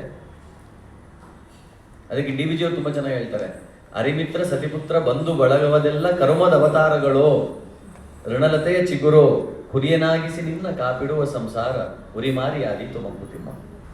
ಏನ್ ಹೇಳ್ತಾರೆ? ಅರಿ ಅಂದ್ರೆ ಶತ್ರು, ಅರಿ ಮಿತ್ರ, ಸತಿ ಪುತ್ರ, ಸತಿ ಸ್ಪೌಸ್ ಹೆಂಡತಿ ಗಂಡ, ಪುತ್ರ ಮಕ್ಕಳು, ಇವರೆಲ್ಲ ಯಾರು? ಬಂಧು ಬಳಗ, ಇವರೆಲ್ಲ ಯಾರು? ಇವರೆಲ್ಲ ಕರ್ಮದ ಅವತಾರಗಳು. ಇವರೆಲ್ಲ ನಾವು ಮಾಡಿರೋ ಕರ್ಮದ ಅವತಾರ. ಅವರು ಬಂದು ನಮ್ಮನ್ನ ಪ್ಯೂರಿಫೈ ಮಾಡ್ತಾರೆ. ಸೊ ಇವೆಲ್ಲ ನಮ್ಮನ್ನು ಪ್ಯೂರಿಫೈ ಮಾಡಿದ್ರೇನೆ, ನಾವು ಪ್ಯೂರಿಫೈ ಆದ್ರೇನೆ ಪಕ್ವ ಆಗೋದು. ಪಕ್ವ ಆದಾಗ ಅದನ್ನ ಈ ಪಕ್ವವಾದಂತಹ ಒಂದು ದೇಹ ಆತ್ಮ ಟುಗೆದರ್ ಪಕ್ವ ಆದ್ಮೇಲೆ ಅದನ್ನ ನಾವು ಭಗವಂತನಿಗೆ ಆಫರ್ ಮಾಡಬಹುದು. ಪಕ್ವ ಆಗಿಲ್ಲ ಅಂದ್ರೆ ಇಲ್ಲಿ ಕಚ್ಚಾ ಏನಂತೀವಿ ಕನ್ನಡದಲ್ಲಿ? ಕಾಯಿನ ನಾವು ಯಾವತ್ತು ಮಾವಿನ ಕಾಯಿನ ಆಫರ್ ಮಾಡಲ್ಲಲ್ವಾ? ಯಾವ್ದಾದ್ರು ಕಾಯಿ ಆಗಿದೆ, ಬಾಳೆ ಕಾಯಿ ಇಲ್ಲ, ಅದನ್ನ ನಾವು ಹಣ್ಣಾದ್ಮೇಲೆ ಆಫರ್ ಮಾಡಿದಾಗ, ಭಗವಂತ ನೈವೇದ್ಯ ಮಾಡಿದಾಗ ಅದು ಕರೆಕ್ಟ್. ಸೊ ಅದೇ ರೀತಿಯಲ್ಲಿ ನಾವು ಪಕ್ವ ನಮ್ಮ ಜೀವನದಲ್ಲಿ ಪಕ್ವತೆ ಆಗ್ಬೇಕಂದ್ರೆ ಈ 4 ಎಸ್ಗಳು ಮಾಡಲೇಬೇಕು. ನೋಡೋಣ, ಇನ್ನೊಂದ್ಸಲ ರಿಪೀಟ್ ಮಾಡೋಣ. 4 ಎಸ್ ಯಾವ್ದು? ಸಾಧನ, ಸೇವಾ, ಸಂಘ, ಸಿದ್ಧಾಂತ. ಸಾಧನ ಏನ್ ಶುದ್ಧಿ ಮಾಡುತ್ತೆ? ಮನಸ್ಸನ್ನ. ಸಿದ್ಧಾಂತ ಬುದ್ಧಿ. ಸೇವಾ ದೇಹ. ಮತ್ತೆ ಸಂಘ. ಸೊ ಅದರಿಂದ ಈ 4 ಮಾಡಬೇಕು. ಕೆಲವರು ಡಿವೋಟೀಸ್ ಹೇಳ್ತಾರೆ, ಪ್ರಭು ನನಗೆ ಸೇವಾ ಅಂದ್ರೆ ಇಷ್ಟ, ಸಿದ್ಧಾಂತ ಬಗ್ಗೆ ನನ್ಗೆ ಕರಿಬೇಡಿ ಪ್ರಭು, ನನ್ಗೆ ಯಾವ ಕ್ಲಾಸ್ ಕೇಳಕ್ಕೆ ಇಂಟ್ರೆಸ್ಟ್ ಇಲ್ಲ, ಬುಕ್ ಓದೋಕೆ ಭಗವದ್ಗೀತಾ ಓದೋಕೆ ಇಂಟ್ರೆಸ್ಟ್ ಇಲ್ಲ, ಬರೀ ಸೇವೆ ಮಾಡ್ಕೊಂಡಿರ್ತೀನಿ ಪ್ರಭು. ಇದು ಕರೆಕ್ಟಾ ತಪ್ಪಾ? ಯಾಕಂದ್ರೆ ನೀವು ಬರೀ ಸೇವೆ ಮಾಡ್ತಾನೇ ಇದ್ರೆ ಮಾಡ್ಕೊಂಡು ಹಂಗೇ ಹೊಟ್ಟೆಯೋ ಬಿಡ್ತೀರ. ಆ ಸೇವನ ಜಾಸ್ತಿ ವರ್ಷಗಳಾದ್ಮೇಲೆ ವರ್ಷಾಂತರ ನೀವು ಆ ಸೇವೆ ಮಾಡ್ತಾನೆ ಇರ್ಬೇಕಂದ್ರೆ, ಸೊ ವರ್ಷಾಂತರ ನೀವು ಆ ಸೇವೆ ಮಾಡ್ತಾ ಇರ್ಬೇಕಂದ್ರೆ ಆ ಸೇವದಲ್ಲಿ ಸ್ಟಿಕ್ ಆನ್, ಆ ಸೇವದಲ್ಲಿ ಸ್ಥಿರವಾಗಿ ನಿಂತು ಸೇವೆ ಮಾಡ್ಬೇಕಂದ್ರೆ ನಮಗೆ ಸಿದ್ಧಾಂತ ಬೇಕು, ಸಾಧನ ಬೇಕು, ಸಂಘ ಬೇಕು. ಇಲ್ಲ ಬರೀ ಕೆಲವು ಡಿವೋಟೀಸ್ ಇರ್ತಾರೆ, ತುಂಬಾ ಇಂಟೆಲೆಕ್ಚುಯಲ್ ಡಿವೋಟೀಸ್, ನಂಗೆ ಬಿಟ್ಬಿಡಿ ಪ್ರಭುಪಾದ ಬುಕ್ಸ್ ಕೊಟ್ಬಿಡಿ, ಎಲ್ಲಾ ಬುಕ್ಸ್ ಓದಿದ್ದಾರೆ. ನನಗೆ ಗೊತ್ತಿದೆ ಇಂಥ ಡಿವೋಟೀಸ್, ನಾನು ಕಣ್ಣಾರೆ ನೋಡಿದ್ದೀನಿ. ಸೊ ಎಷ್ಟಾರು ಬುಕ್ಸ್ ಕೊಡಿ, ಓದು ಮುಗಿಸ್ತಾರೆ. ಒಂದೊಂದು ತಿಂಗಳಿಗೆ ಒಂದೊಂದು ಬುಕ್ ಮುಗಿಸ್ತಾರೆ. ಆದ್ರೆ ದೇವಸ್ಥಾನಕ್ಕೆ ಬಂದಿದೆ ಅಸೋಸಿಯೇಷನ್ ಸಂಘ ಬೇಡ ಬಿಡು. ಸಂಘ ಬಂದ್ರೆ ಆ ಡಿವೋಟಿ ಹಿಂಗ್ ಮಾತಾಡ್ತಾರೆ, ಈ ಡಿವೋಟಿ ಹಿಂಗ್ ಮಾಡ್ತಾರೆ, ಮ್ಯಾನೇಜರೇ ಸರಿಗಿಲ್ಲ. ಸೊ ಅವರು ಬೆಳೆಯಕ್ಕಾಗತ್ತಾ? ಅವರು ಬೆಳೆಯಕ್ಕಾಗಲ್ಲ. ಸೊ ಅದರಿಂದ ನಮ್ಗೆ ಈ 4 ನಮ್ಮ ಜೀವನದಲ್ಲಿ ತುಂಬಾ ತುಂಬಾ ಮುಖ್ಯ. ಸೊ 4 ನಾವು ಬ್ಯಾಲೆನ್ಸ್ ಮಾಡಬೇಕು. ಹಾಗಂತ ಕೆಲವರಿಗೆ ಸೇವಾ ತುಂಬಾ ಇಷ್ಟ ಇರುತ್ತೆ, ಓಕೆ ಸೇವಾ ಜಾಸ್ತಿ ಮಾಡಿ 70%, ಅಟ್ಲೀಸ್ಟ್ 10% ಸಿದ್ಧಾಂತ ಓದಬೇಕು, ಸ್ವಲ್ಪ ಇರಬೇಕು, ಜೊತೆಗೆ ಜಾಸ್ತಿ ಸೇವೆ ಮಾಡಿ. ಕೆಲವು ಸಿದ್ಧಾಂತ ಜಾಸ್ತಿ ಓದಿ, ಸಿದ್ಧಾಂತ ಜಾಸ್ತಿ ಓದಿ ಅದರಲ್ಲಿ ಸ್ವಲ್ಪ ಸಂಘ, ಸ್ವಲ್ಪ ಸಾಧನ, ಸ್ವಲ್ಪ ಎಲ್ಲ ಬೇಕು. ಸೊ ಅದನ್ನ ನಾವು ಬ್ಯಾಲೆನ್ಸ್ ಮಾಡಬೇಕು. ಕೆಲವರಿಗೆ ಸಿದ್ಧಾಂತ ಜಾಸ್ತಿ ಇಷ್ಟ ಇರುತ್ತೆ, ಕೆಲವರಿಗೆ ಸೇವಾ ಜಾಸ್ತಿ ಇಷ್ಟ ಇರುತ್ತೆ, ಕೆಲವರಿಗೆ ಸಾಧನೆ ಮಾಡೋಕೆ ಜಾಸ್ತಿ ಇಷ್ಟ ಇರುತ್ತೆ. ಸೊ ಅದೆಲ್ಲ ಮಾಡೋದು ತಪ್ಪಿಲ್ಲ, ಮಾಡಬೇಕು, ಮಾಡಿ. ಆದರೆ ಇದೆಲ್ಲದನ್ನು ಬ್ಯಾಲೆನ್ಸ್ ಕೂಡ ಮಾಡಬೇಕು. ಬ್ಯಾಲೆನ್ಸ್ ಮಾಡಿಲ್ಲ ಅಂದರೆ ನಾವು ಜಾಸ್ತಿ ದಿನ ಈ ಒಂದು ಸಿಸ್ಟಮಲ್ಲಿ ಇರೋದು ಕಷ್ಟ ಆಗುತ್ತೆ. ಅದು ಸೊ ಇದು ಸತ್ಯವ್ರತ ಮುನಿಗಳು ಈ ಮೊದಲನೇ ಪದದಲ್ಲಿ ನಮ್ಗೆ ಏನೆಲ್ಲ ಹೇಳ್ಕೊಡ್ತಾ ಇದ್ದಾರೆ, ಒಂದು ನಮ್ರತೆ ಹೇಳ್ಕೊಡ್ತಾ ಇದ್ದಾರೆ, ಆಮೇಲೆ ಹ್ಯುಮಿಲಿಟಿ ಹೇಳ್ಕೊಡ್ತಾ ಇದ್ದಾರೆ, ಆಮೇಲೆ ಹೇಗೆ ನಾವು ಏನೇ ಒಂದು ಶುರು ಮಾಡ್ಬೇಕಾದ್ರೆ ಮೊದಲು ಭಗವಂತನ ಹತ್ರ ಆಶೀರ್ವಾದ ಪಡಿಬೇಕು ಅನ್ನೋದನ್ನ ಹೇಳ್ಕೊಡ್ತಾ ಇದ್ದಾರೆ. ಆಮೇಲೆ ಇದು ವೈಷ್ಣವ ಸದಾಚಾರ. ಸೊ ಸದಾಚಾರ ಕೂಡ ತುಂಬಾ ಇಂಪಾರ್ಟೆಂಟ್. ಸೊ ಸದಾಚಾರ ಅಂದ್ರೆ ನಮ್ಮ ನಡವಳಿಕೆ. ಸೊ ನಾವು ದೇವಸ್ಥಾನಕ್ಕೆ ನಾವು ಬಂದ ತಕ್ಷಣ ಏನ್ ಮಾಡಬೇಕು, ಯಾಕೆ ಮಾಡಬೇಕು, ಬೇರೆ ಭಕ್ತರ ಜೊತೆ ಹೇಗೆ ಮಾತಾಡಬೇಕು, ತಂದೆ ತಾಯಿಗಳ ಜೊತೆ ಹೇಗೆ ಮಾತಾಡಬೇಕು, ಹೆಂಡತಿ ಮಕ್ಕಳ ಜೊತೆ ಹೇಗೆ ಮಾತಾಡಬೇಕು, ದೊಡ್ಡವ್ರ ಜೊತೆ, ಒಬ್ಬ ಗಂಡಸು ಹೆಂಗಸ ಜೊತೆ ಹೇಗೆ ಮಾತಾಡಬೇಕು, ಒಬ್ಬ ಹೆಣ್ಣು ಗಂಡಸ ಜೊತೆ ಹೇಗೆ ಮಾತಾಡಬೇಕು, ಇದೆಲ್ಲ ಸದಾಚಾರ. ಸೊ ಈ ಸದಾಚಾರ ಎಲ್ಲ ತುಂಬಾ ಇಂಪಾರ್ಟೆಂಟ್. ಆಕ್ಚುಲಿ ನಾವು ಸದಾಚಾರದ ಬಗ್ಗೆ ನೀವು ಸಪ್ರೇಟ್ ಸೆಷನ್ಸ್ ಮಾಡಬೇಕು. ಸೊ ನಾವೆಲ್ಲ ಟ್ರೈನಿಂಗ್ ಮಾಡಬೇಕಾದ್ರೆ ಒಂದು ಫಿಲಾಸಫಿಕಲ್ ಸೆಷನ್ಸ್ ಮಾಡ್ತಾ ಇದ್ವಿ. ಒಂದು 6 ಫಿಲಾಸಫಿಕಲ್ ಸೆಷನ್ ಆದ್ಮೇಲೆ 2 ಸದಾಚಾರ ಸೆಷನ್ ಇಡ್ತಾ ಇದ್ವಿ. ಸೊ ಸದಾಚಾರ ತುಂಬಾ ಇಂಪಾರ್ಟೆಂಟ್. ಇದೆಷ್ಟೋ ಸೂಕ್ಷ್ಮ ವಿಚಾರಗಳೆಲ್ಲ ನಮ್ಗೆ ತಿಳಿದಿರೋದಿಲ್ಲ. ಆ ಸೂಕ್ಷ್ಮ ವಿಚಾರಗಳೆಲ್ಲ ನಾವು ತಿಳ್ಕೋಬೇಕು. ಸೊ ಕೊನೆಗೆ ನಾವು ಪ್ರಾರ್ಥನೆ ಮಾಡ್ಬೇಕಂದ್ರೆ ಹೇಗೆ ಪ್ರಾರ್ಥನೆ ಮಾಡಬೇಕು ಅದು ಇದೆ. ನಾವು ದೇವರ ಮುಂದೆ ಬಂದು ಪ್ರಾರ್ಥನೆ ಮಾಡ್ತೀವಿ. ಏನ್ ಪ್ರಾರ್ಥನೆ ಮಾಡ್ಬೇಕು? ನಾವ್ ಹೇಳಿದ್ ವಿಶ್ ಲಿಸ್ಟ್ ಅಂತಲ್ವಾ ಹೇಳಿದ್ವಲ್ಲ, ನಮ್ಗೆ ಏನೇನ್ ಬೇಕು ಅಂತ ಬಂದು ಕೇಳ್ಕೊಂಡ್ರೆ ಸಾಕಾ? ಇಲ್ವಾ? ಏನ್ ಪ್ರಾರ್ಥನೆ ಮಾಡ್ಬೇಕು? ಯಾರು ಹೇಳ್ತೀರ? ಫಸ್ಟ್ ಆಫ್ ಆಲ್ ದೇವ್ರ ಮುಂದೆ ಬಂದು ಪ್ರಾರ್ಥನೆ ಮಾಡ್ಬೇಕಾ, ಮಾಡಬಾರ್ದಾ?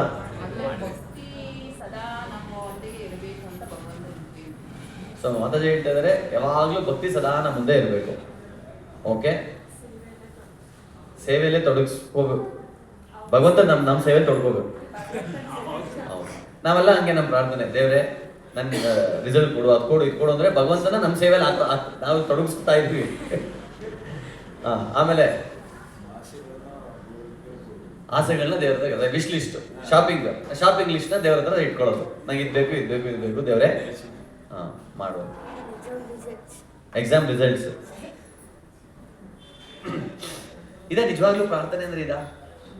ಅದಕ್ಕೆ ಪ್ರಾರ್ಥನೆಯಲ್ಲಿ 3 ಸ್ಟೆಪ್ ಇದೆ, 3 ವಿಚಾರಗಳಿದೆ. ಅದೇನಪ್ಪ ಅಂದ್ರೆ, ಫಸ್ಟು ದೇವ್ರ ಮುಂದೆ ನಾವು ಬಂದು ನಿಂತ್ಕೊಂಡಾಗ ಫಸ್ಟು ದೇವರು ನೀನು ಎಂತ ಗ್ರೇಟ್ ಅನ್ನೋದನ್ನ ಹೇಳ್ಬೇಕು.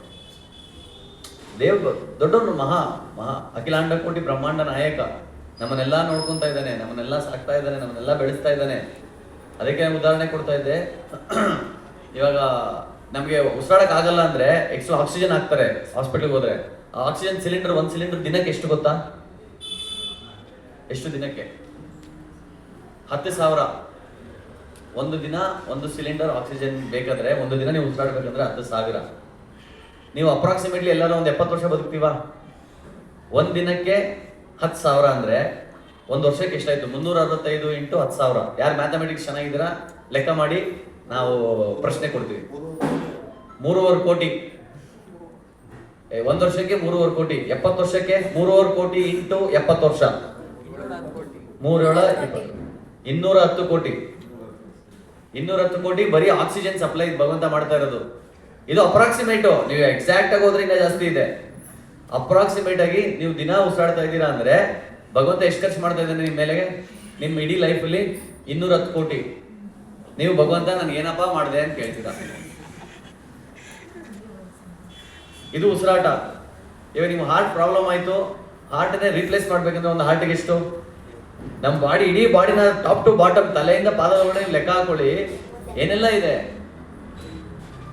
ನಿಮ್ಗೆಲ್ಲರಿಗೂ ವಿದುರ್ ಮಾಧವ್ ಪ್ರಭು ಗೊತ್ತಲ್ಲ? ವಿದುರ್ ಮಾಧವ್ ಪ್ರಭು ಒರಾಕಲ್ ಅಲ್ಲಿ ಅವರು ಫೈನಾನ್ಸ್ ಹೆಡ್, ತುಂಬಾ ದೊಡ್ಡ ಹುದ್ದೆಯಲ್ಲಿದ್ದಾರೆ, ಒಳ್ಳೆ ಪೊಸಿಷನ್ ಇದ್ದಾರೆ. ಅವ್ರು ಒಂದಿನ ಏನಾಯ್ತು ಗೊತ್ತಾ? ನಂಗೆ ಯಾವಾಗಲೂ ಉದಾಹರಣೆ ನೆನಪು ಬರುತ್ತೆ. ಅವರ ಇದು ಐ ಲ್ಯಾಶ್ ಏನಂತಾರೆ, ಇದು ಏನಂತೀವಿ ನಾವು ಕನ್ನಡದಲ್ಲಿ? ರೆಪ್ಪೆ ಅಲ್ಲ, ಈ ಪಾರ್ಟ್ ಐಲಿಡ್, ಐ ಲ್ಯಾಶ್. ಇದು ಐ ಲ್ಯಾಶ್, ಇದು ಐಲಿಡ್. ಅಂದ್ರೆ ಈ ಕಣ್ಣನ್ನ ಮುಚ್ಕೊಳ್ಳುವಂತ ಪರದೆ ಏನಿದೆ, ರೆಪ್ಪೆ ಇಂತ, ಇದು ರೆಪ್ಪೆ ಆಯ್ತು, ಕೂದಲು ಇದು ಹಿಂದೆ ಇದೆಯಲ್ಲ ಈ ಪಾರ್ಟ್, ಲಿಡ್, ಐ ಲಿಡ್. ಇದು ನಮಗೆ ಕಣ್ಣನ್ನ ಮುಚ್ಕೊಳ್ಳೋಕೆ ತೆಗೆಯಕ್ಕೆ ಹೋಗಿ ಮಾಡುತ್ತೆ. ಎಲ್ಲರೂ ಹಿಂಗ್ ಮಾಡಿ, ಎಲ್ಲರೂ ಮಾಡೋಕ್ಕಾಗತ್ತಾ? ವಿದುಮಾದ ಪ್ರಭುಗಳಿಗೆ ಏನಾಯ್ತು, ಒಂದಿನ ಪ್ರಾಬ್ಲಮ್ ಆಗಿ ಈ ಕಣ್ಣು ರೆಪ್ಪೆ ಕೆಳಗಡೆ ಬಿದ್ದೋಯ್ತು. ಹಿಂಗೆ ಅವ್ರಿಗೆ ಕಣ್ಣು ಎತ್ತಕ್ಕೆ ಆಗ್ತಿಲ್ಲ. ಒಂದು 15 ದಿನ ಪಾಪ ತುಂಬಾ ಸಫರ್ ಮಾಡಿದ್ದಾರೆ. ಬೇಕಾದ್ರೆ ಬಂದಾಗ ಕೇಳಿ ಹೇಳ್ತಾರೆ. ಅವರೇ ಹೇಳ್ತಾ ಇದ್ರು, ಪ್ರಭು ನಾನು ಚೆನ್ನಾಗಿ ಓದಿದ್ದೀನಿ, ಒಳ್ಳೆ ಕೆಲಸದಲ್ಲಿ ಇದ್ದೀನಿ, ನಾನು ತುಂಬಾ ಗ್ರೇಟ್ ಅಂತ ಅನಿಸ್ತಾ ಇತ್ತು. ಇವಾಗ ನಮ್ಗೆ ಅರ್ಥ ಆಗ್ತಾ ಇದೆ, ನನಗೆ ಭಗವಂತ ಸ್ಟಾಪ್ ಮಾಡ್ಬಿಟ್ರೆ ನನ್ನ ಕಣ್ಣು ರೆಪ್ಪೆನೂ ಎತ್ತಕ್ಕಾಗೋದಿಲ್ಲ. ನಾವೇನ್ ತಿಂತೀವಲ್ಲ ಅದು ನಮ್ಮ ಕೈಯಲ್ಲಿದೆ. ಬಾಯಿ ಒಳಗಡೆ ಹಾಕೋವರೆಗೂ ನಮ್ಗೆ ಕಂಟ್ರೋಲ್ ಇದೆ.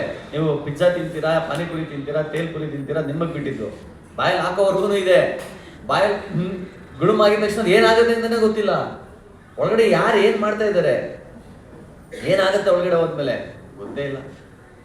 ಹಲ್ಲು ಹೇಗೆ ಡೆವಲಪ್ ಆಗುತ್ತೆ ಗೊತ್ತಾ? ನನ್ನ ಮಗ 6 ವರ್ಷ, ಅವನಿಗೆ ರೂಟ್ ಕೆನಲ್ ಮಾಡಿಸಿದ್ರು ಮೊನ್ನೆ, ಎಕ್ಸ್ರೇ ಮಾಡಿದ್ರು. ರೂಟ್ ಕೆನಲ್ ಅಂದ್ರೆ ಆ ಹಲ್ಲು ಮೇಲ್ಗಡೆ ಚಿಕ್ಕದು ಇನ್ನೂ ಹೊತ್ತಾಗಿ ಬಂದಿದೆ. ನೆಕ್ಸ್ಟ್ 2-3 ವರ್ಷ ಆದ್ಮೇಲೆ ಹಲ್ಲು ಬೀಳಕ್ ಸ್ಟಾರ್ಟ್ ಆಗುತ್ತೆ. ಆ ಎಕ್ಸ್ರೇಲಿ ಎಷ್ಟು ಅದ್ಭುತ ಅಂದ್ರೆ, ಆಲ್ರೆಡಿ ನೆಕ್ಸ್ಟ್ ದೊಡ್ಡನ ಮೇಲೆ ಬೆಳೆಯುವಂತ ಹಲ್ಲು ಆಲ್ರೆಡಿ ರೆಡಿ ಆಗಿದೆ. ಈ ಹಲ್ಲು ಕೆಳಗಡೆ ಆಲ್ರೆಡಿ ಬೇರೆ ಹಲ್ಲು ರೆಡಿ ಆಗಿದೆ. ನಾನಿದು ನೋಡಿ wow, hats off to Krishna ಅಂತ ನನ್ಗೆ ಅನಿಸ್ತು. ಎಷ್ಟು ಚೆನ್ನಾಗಿದೆ ಗೊತ್ತಾ? ಹಲ್ಲು ಇನ್ನ ಚಿಕ್ಕದು ಮಿಲ್ಕ್ ಟೂತ್ ಅಂತಾರೆ ಇದನ್ನ ಮಕ್ಕಳಿಗೆ. ಅದು ಬಿದ್ದ ತಕ್ಷಣ ನೆಕ್ಸ್ಟ್ ಹಲ್ಲು ಬರೋಕ್ಕೆ ಆಲ್ರೆಡಿ ರೆಡಿ ಆಗಿದೆ. ಇನ್ನು 2-3 ವರ್ಷದಲ್ಲಿ ಮೇಲ್ಗಡೆ ಹಲ್ಲೆಲ್ಲ ಬಿದ್ದರೆ ಕೆಳಗಡೆ ನೀಟಾಗಿ ಬರುತ್ತೆ. ಏನ್ರಿ ಅದ್ಭುತ. ಇವಾಗ ತಾಯಿ ಹೇಳ್ಬೋದು, ಈ ಮಗುನ ಯಾರು ನಾನು ಸಾಕಿದ್ದು, ನಾನು ನನ್ನ ಎದೆ ಹಾಲು ಕುಡಿಸಿ ಸಾಕಿದ್ದು ಅಂತಾರೆ. ಸರಿ, ಕರೆಕ್ಟು. ಆದರೆ ನಿಮ್ಗೆ ಎದೆ ಹಾಲು ಯಾರು ಕೊಟ್ಟಿದ್ದು? ನೀವು ಕೂತ್ಕೊಂಡು ಮ್ಯಾನುಫ್ಯಾಕ್ಚರ್ ಮಾಡ್ತೀರಾ? ಯಾರು?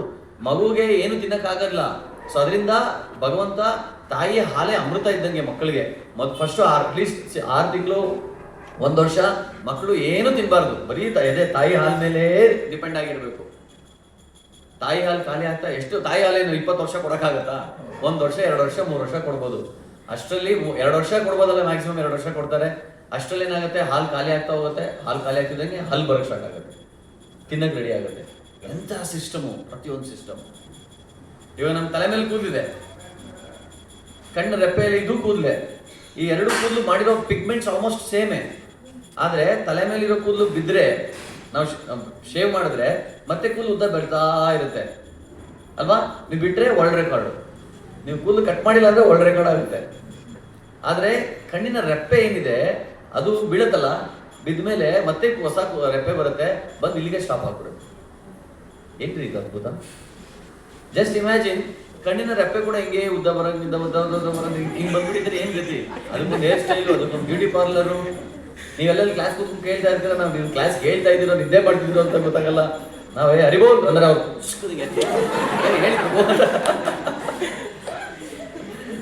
ಈ ಸಲ ಸರ್ಕಸ್ ಆಗತ್ತೆ.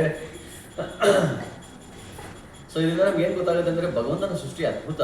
ನಾವು ದೇವ್ರಿಲ್ಲ ಓಕೆ ಅಪ್ಪ, ಎಷ್ಟೊಂದು ದೇವ್ರಿಲ್ಲ ಅಂತ ವಾದ ಮಾಡಕ್ಕೆ ಬರ್ತೀವಿ, ಕೂತ್ಕೊಳ್ಳಪ್ಪ, ದೇವ್ರಿಲ್ಲ ತಾನೆ, ಓಕೆ ನಾನು ನಂಬ್ತೀನಿ. ಬಟ್ ಅದು ನಾವು ತಿಂದಿದ್ದ ಅನ್ನ ಯಾರು ಹೊರಗಡೆ ಡೈಜೆಸ್ಟ್ ಮಾಡೋದು? ಅನ್ನ ಬೆಳೆಯಕ್ಕೆ ಹೆಂಗೆ ಸಾಧ್ಯ? ಪ್ರತಿಯೊಂದು ಸಿಸ್ಟಮು ವಾವ್ ಎಷ್ಟು ಅದ್ಭುತವಾಗಿದೆ ಅಂದರೆ ಇಲ್ಲಿ ಪ್ರತಿಯೊಂದು ಲಾ. ಇವಾಗ ನೀವು ಮಾವಿನಕಾಯಿ ಬೀಜ ಹಾಕಿದ್ರೆ ಮಾವಿನಕಾಯಿ ಮರ ಬರುತ್ತೆ, ಅದರಲ್ಲಿ ಹಣ್ಣು ಬರುತ್ತೆ. ಅದು ಅದೇನು ಸಪೋಟ ಹಣ್ಣು ಬರುತ್ತಲ್ಲ, ಮಾವಿನ ಹಣ್ಣೆ ಬರುತ್ತಾ? ಮಾವಿನ ಬೀಜ ಹಾಕಿದ್ರೆ ಮಾವಿನ ಮರದಲ್ಲಿ ಮಾವಿನ ಹಣ್ಣೆ ಬರುತ್ತಾ? ಯಾರು ಮಾಡಿದ್ದು? ಪಪಾಯ ಯಾಕೆ ಬರಬಾರ್ದು? ಆಪಲ್ ಯಾಕೆ ಬರಬಾರ್ದು? ಸೂರ್ಯ ಯಾವಾಗಲೂ ಎಲ್ಲಿ ಉದಯ ಆಗ್ತಾನೆ? ಪಶ್ಚಿಮದಲ್ಲಿ. ನೀವು ಆ ಟೈಮಲ್ಲ, ಎಷ್ಟು ವರ್ಷದಿಂದ ಪೂರ್ವ ಶಾಶ್ವತವಾಗಿ ನಿಮ್ಮ ಅಜ್ಜಿ ತಾತ ಟೈಮಲ್ಲೂ ಪೂರ್ವನೇ ಹುಟ್ಟಿದ್ದ ಸೂರ್ಯ. ಏನ್ರಿ ಇದು? ಯಾರ್ರಿ ಮಾಡಿದ್ವಿ ರೂಲು? ಕರೆಕ್ಟ್ ಅಲ್ವಾ? ನಮ್ಮ ಜೀವನದಲ್ಲಿ ರೆಡ್ ಲೈಟ್ ಬಂದ್ರೆ ಗಾಡಿ ಸ್ಟಾಪ್ ಮಾಡ್ಬೇಕು, ಗ್ರೀನ್ ಲೈಟ್ ಬಂದ್ರೆ ಯಾಕೆ? ರೆಡ್ ಲೈಟ್ ಅಂದ್ರೆ ಇದೊಂದು ರೂಲ್ ಅಲ್ವಾ, ಲಾ. ಈಗ ಯಾರು ಮಾಡಿದ್ದಿ ಲಾನ? ಗೌರ್ಮೆಂಟ್. ಆಮೇಲೆ ಫ್ಲೈಟಲ್ಲಿ ಹೋಗ್ಬೇಕಂದ್ರೆ ನಾವು ಯಾವುದೇ ಒಂದು ಶಾರ್ಪ್ ಆಬ್ಜೆಕ್ಟ್ಸ್ ತೊಗೊಂಡು ಹೋಗಿಲ್ಲ, ಸಿಮೆಂಟೆ ಕೆರೋಸಿನ್ ಗ್ಯಾಸ್ ಎಲ್ಲ ತೊಗೊಂಡು ಹೋಗಿಲ್ಲ, ಎನಿ ಟೈಮ್ ಬಸ್ಟ್ ಆಗುತ್ತೆ ಅಂತ ಭಯ. ಟ್ರೈನ್ಗೆ ಹೋಗ್ಬೇಕಂದ್ರೆ ಟಿಕೆಟ್ ತೊಗೊಂಡು ಹೋಗ್ಬೇಕು. ಇದೆಲ್ಲ ಯಾರು ಮಾಡಿದ್ದು? ಗೌರ್ಮೆಂಟ್ ಅವರು. ಇದೆಲ್ಲ ಲಾ ಅಲ್ವಾ? ಸೊ ಯಾವುದೇ ಒಂದು ಲಾ ನೋಡಿದ್ರೆ ಆ ಲಾನ ಯಾರೊಬ್ರು ಮಾಡಿದ್ದಾರೆ ಅಂತ ಅರ್ಥ. ಎವ್ರಿ ಲಾ ಇಂಪ್ಲೈಸ್ ಅ ಲಾ ಮೇಕರ್. ಕರೆಕ್ಟ್ ಅಲ್ವಾ? ಇಡೀ ಪ್ರಪಂಚದಲ್ಲಿ ಯಾವುದೇ ಒಂದು ಲಾ ಮಾಡಿ, ಇವಾಗ ನೀವು ಇಲ್ಲೆಲ್ಲ ಬರ್ಬೇಕಂದ್ರೆ, ದೇವಸ್ಥಾನಕ್ಕೆ ಬರ್ಬೇಕಂದ್ರೆ ಒಂದು ರೀತಿಯಲ್ಲಿ ಒಂದು ದೇವಸ್ಥಾನಕ್ಕೆ ಬರೋ ಒಂದು ವೇಷಭೂಷಣಗಳಿದೆ. ಎಷ್ಟೋ ಜನ ಇಲ್ಲಿ ಶಾರ್ಟ್ಸ್ ಹಾಕೊಳ್ಳೋದು, ಸ್ಲೀವ್ಲೆಸ್ ಹಾಕೊಳ್ಳೋದು, ಆ ಥರ ಮಾಡರ್ನ್ ಆಗಿ ತುಂಬ ಮಾಡಾಗಿ ಬರೋದು ಒಳ್ಳೇದಲ್ಲ ಅಲ್ವಾ? ಸೊ ಇದೊಂದು ಯಾರು ಮಾಡಿದ್ದು? ಇದೊಂದು ಲಾ. Temple management. ಟೆಂಪಲ್ ಈ ಕೇರಳ ಎಲ್ಲ ಹೋದ್ರೆ ಪಕ್ಕ ರೂಲ್ ಬೋರ್ಡ್ ಮೇಲೆ ಬರ್ಬಿಟ್ಟಿರ್ತಾರೆ, ಹೆಣ್ಮಕ್ಳೆಲ್ಲ ಸೀರೆನೇ ಹಾಕೊಂಡ್ಬರ್ಬೇಕು, ಗಂಡ್ಮಕ್ಳು ಮೇಲೂ ಬರೀ ಪಂಚೆ ಹಾಕೊಂಡ್ಬರ್ಬೇಕು. ಕೆಲವುಗಳೆಲ್ಲ ತುಂಬ ಸ್ಟ್ರಿಕ್ಟ್ ಲಾ. ಯಾರು ಮಾಡಿದ್ದು ಅಂದರೆ ಯಾರೊಬ್ರು ಬರ್ದಿದ್ದಾರೆ ಅವರು, ಲಾ. ಟೆಂಪಲ್ ಮ್ಯಾನೇಜ್ಮೆಂಟ್ ಅವರು ಲಾ ಮಾಡಿದ್ದಾರೆ. ಸೊ ಬಸ್ಸಲ್ಲಿ ಹೋದ್ರೆ ಟಿಕೆಟ್ ತಗೋಬೇಕು. ಲೇಡೀಸ್ ಸೀಟಲ್ಲಿ ಜೆಂಟ್ಸ್ ಕುತ್ಕೋಬಹುದು, ಇಲ್ಲ ಲೇಡೀಸ್ ಸೀಟಲ್ಲಿ ಲೇಡೀಸೇ ಕುತ್ಕೋಬೇಕು. ಸೊ ಹೌದು. ಸೊ ಇದೆಲ್ಲ ಯಾರು ಮಾಡಿದ್ದು ಲಾ, ರೂಲು? ಇದೆಲ್ಲ ಗೌರ್ಮೆಂಟ್ ಅವ್ರು ಮಾಡಿದಾರಲ್ಲ. ಸೊ ಅದೇ ರೀತಿಲಿ ಈ ಪ್ರಕೃತಿಯಲ್ಲಿ ಕೂಡ ಎಷ್ಟು ಲಾ ಇದೆ ಅಲ್ಲ. ಸೂರ್ಯ ಯಾವಾಗಲೂ ಪೂರ್ವದಲ್ಲೇ ಹುಟ್ಟಬೇಕು, ಪಶ್ಚಿಮದಲ್ಲೇ ಮುಳುಗಬೇಕು. ಸುಮ್ಮನೆ ಆಗ್ಬಿಡುತ್ತಾ ಇದು? ಯಾರೊಬ್ರು ಲಾ ಮಾಡಿರ್ಬೇಕು.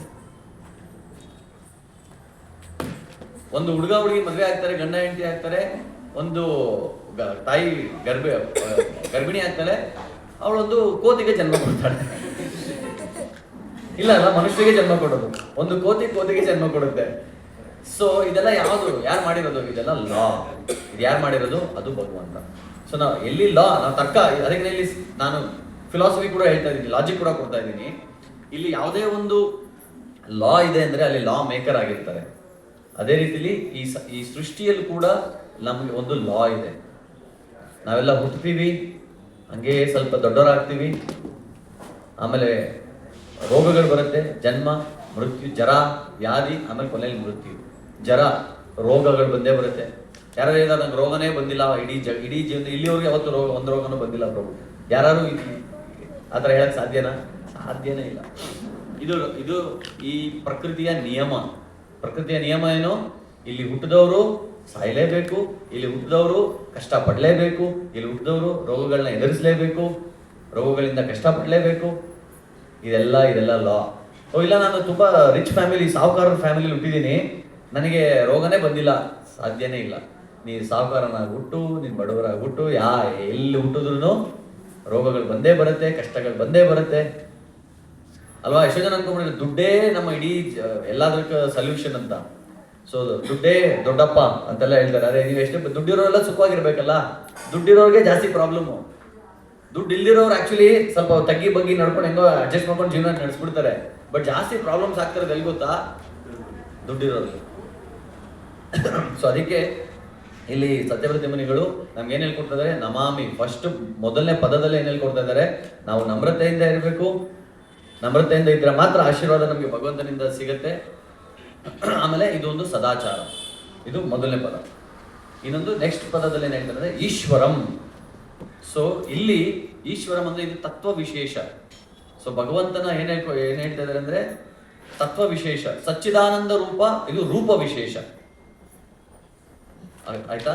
ಆಮೇಲೆ ಗೋಕುಲೆ ಬ್ರಜಮಾನಂ, ಎಲ್ಲಿರೋದು ಭಗವಂತ? ಗೋಕುಲದಲ್ಲಿ, ಇದು ಪರಿವಾರ ವಿಶೇಷ.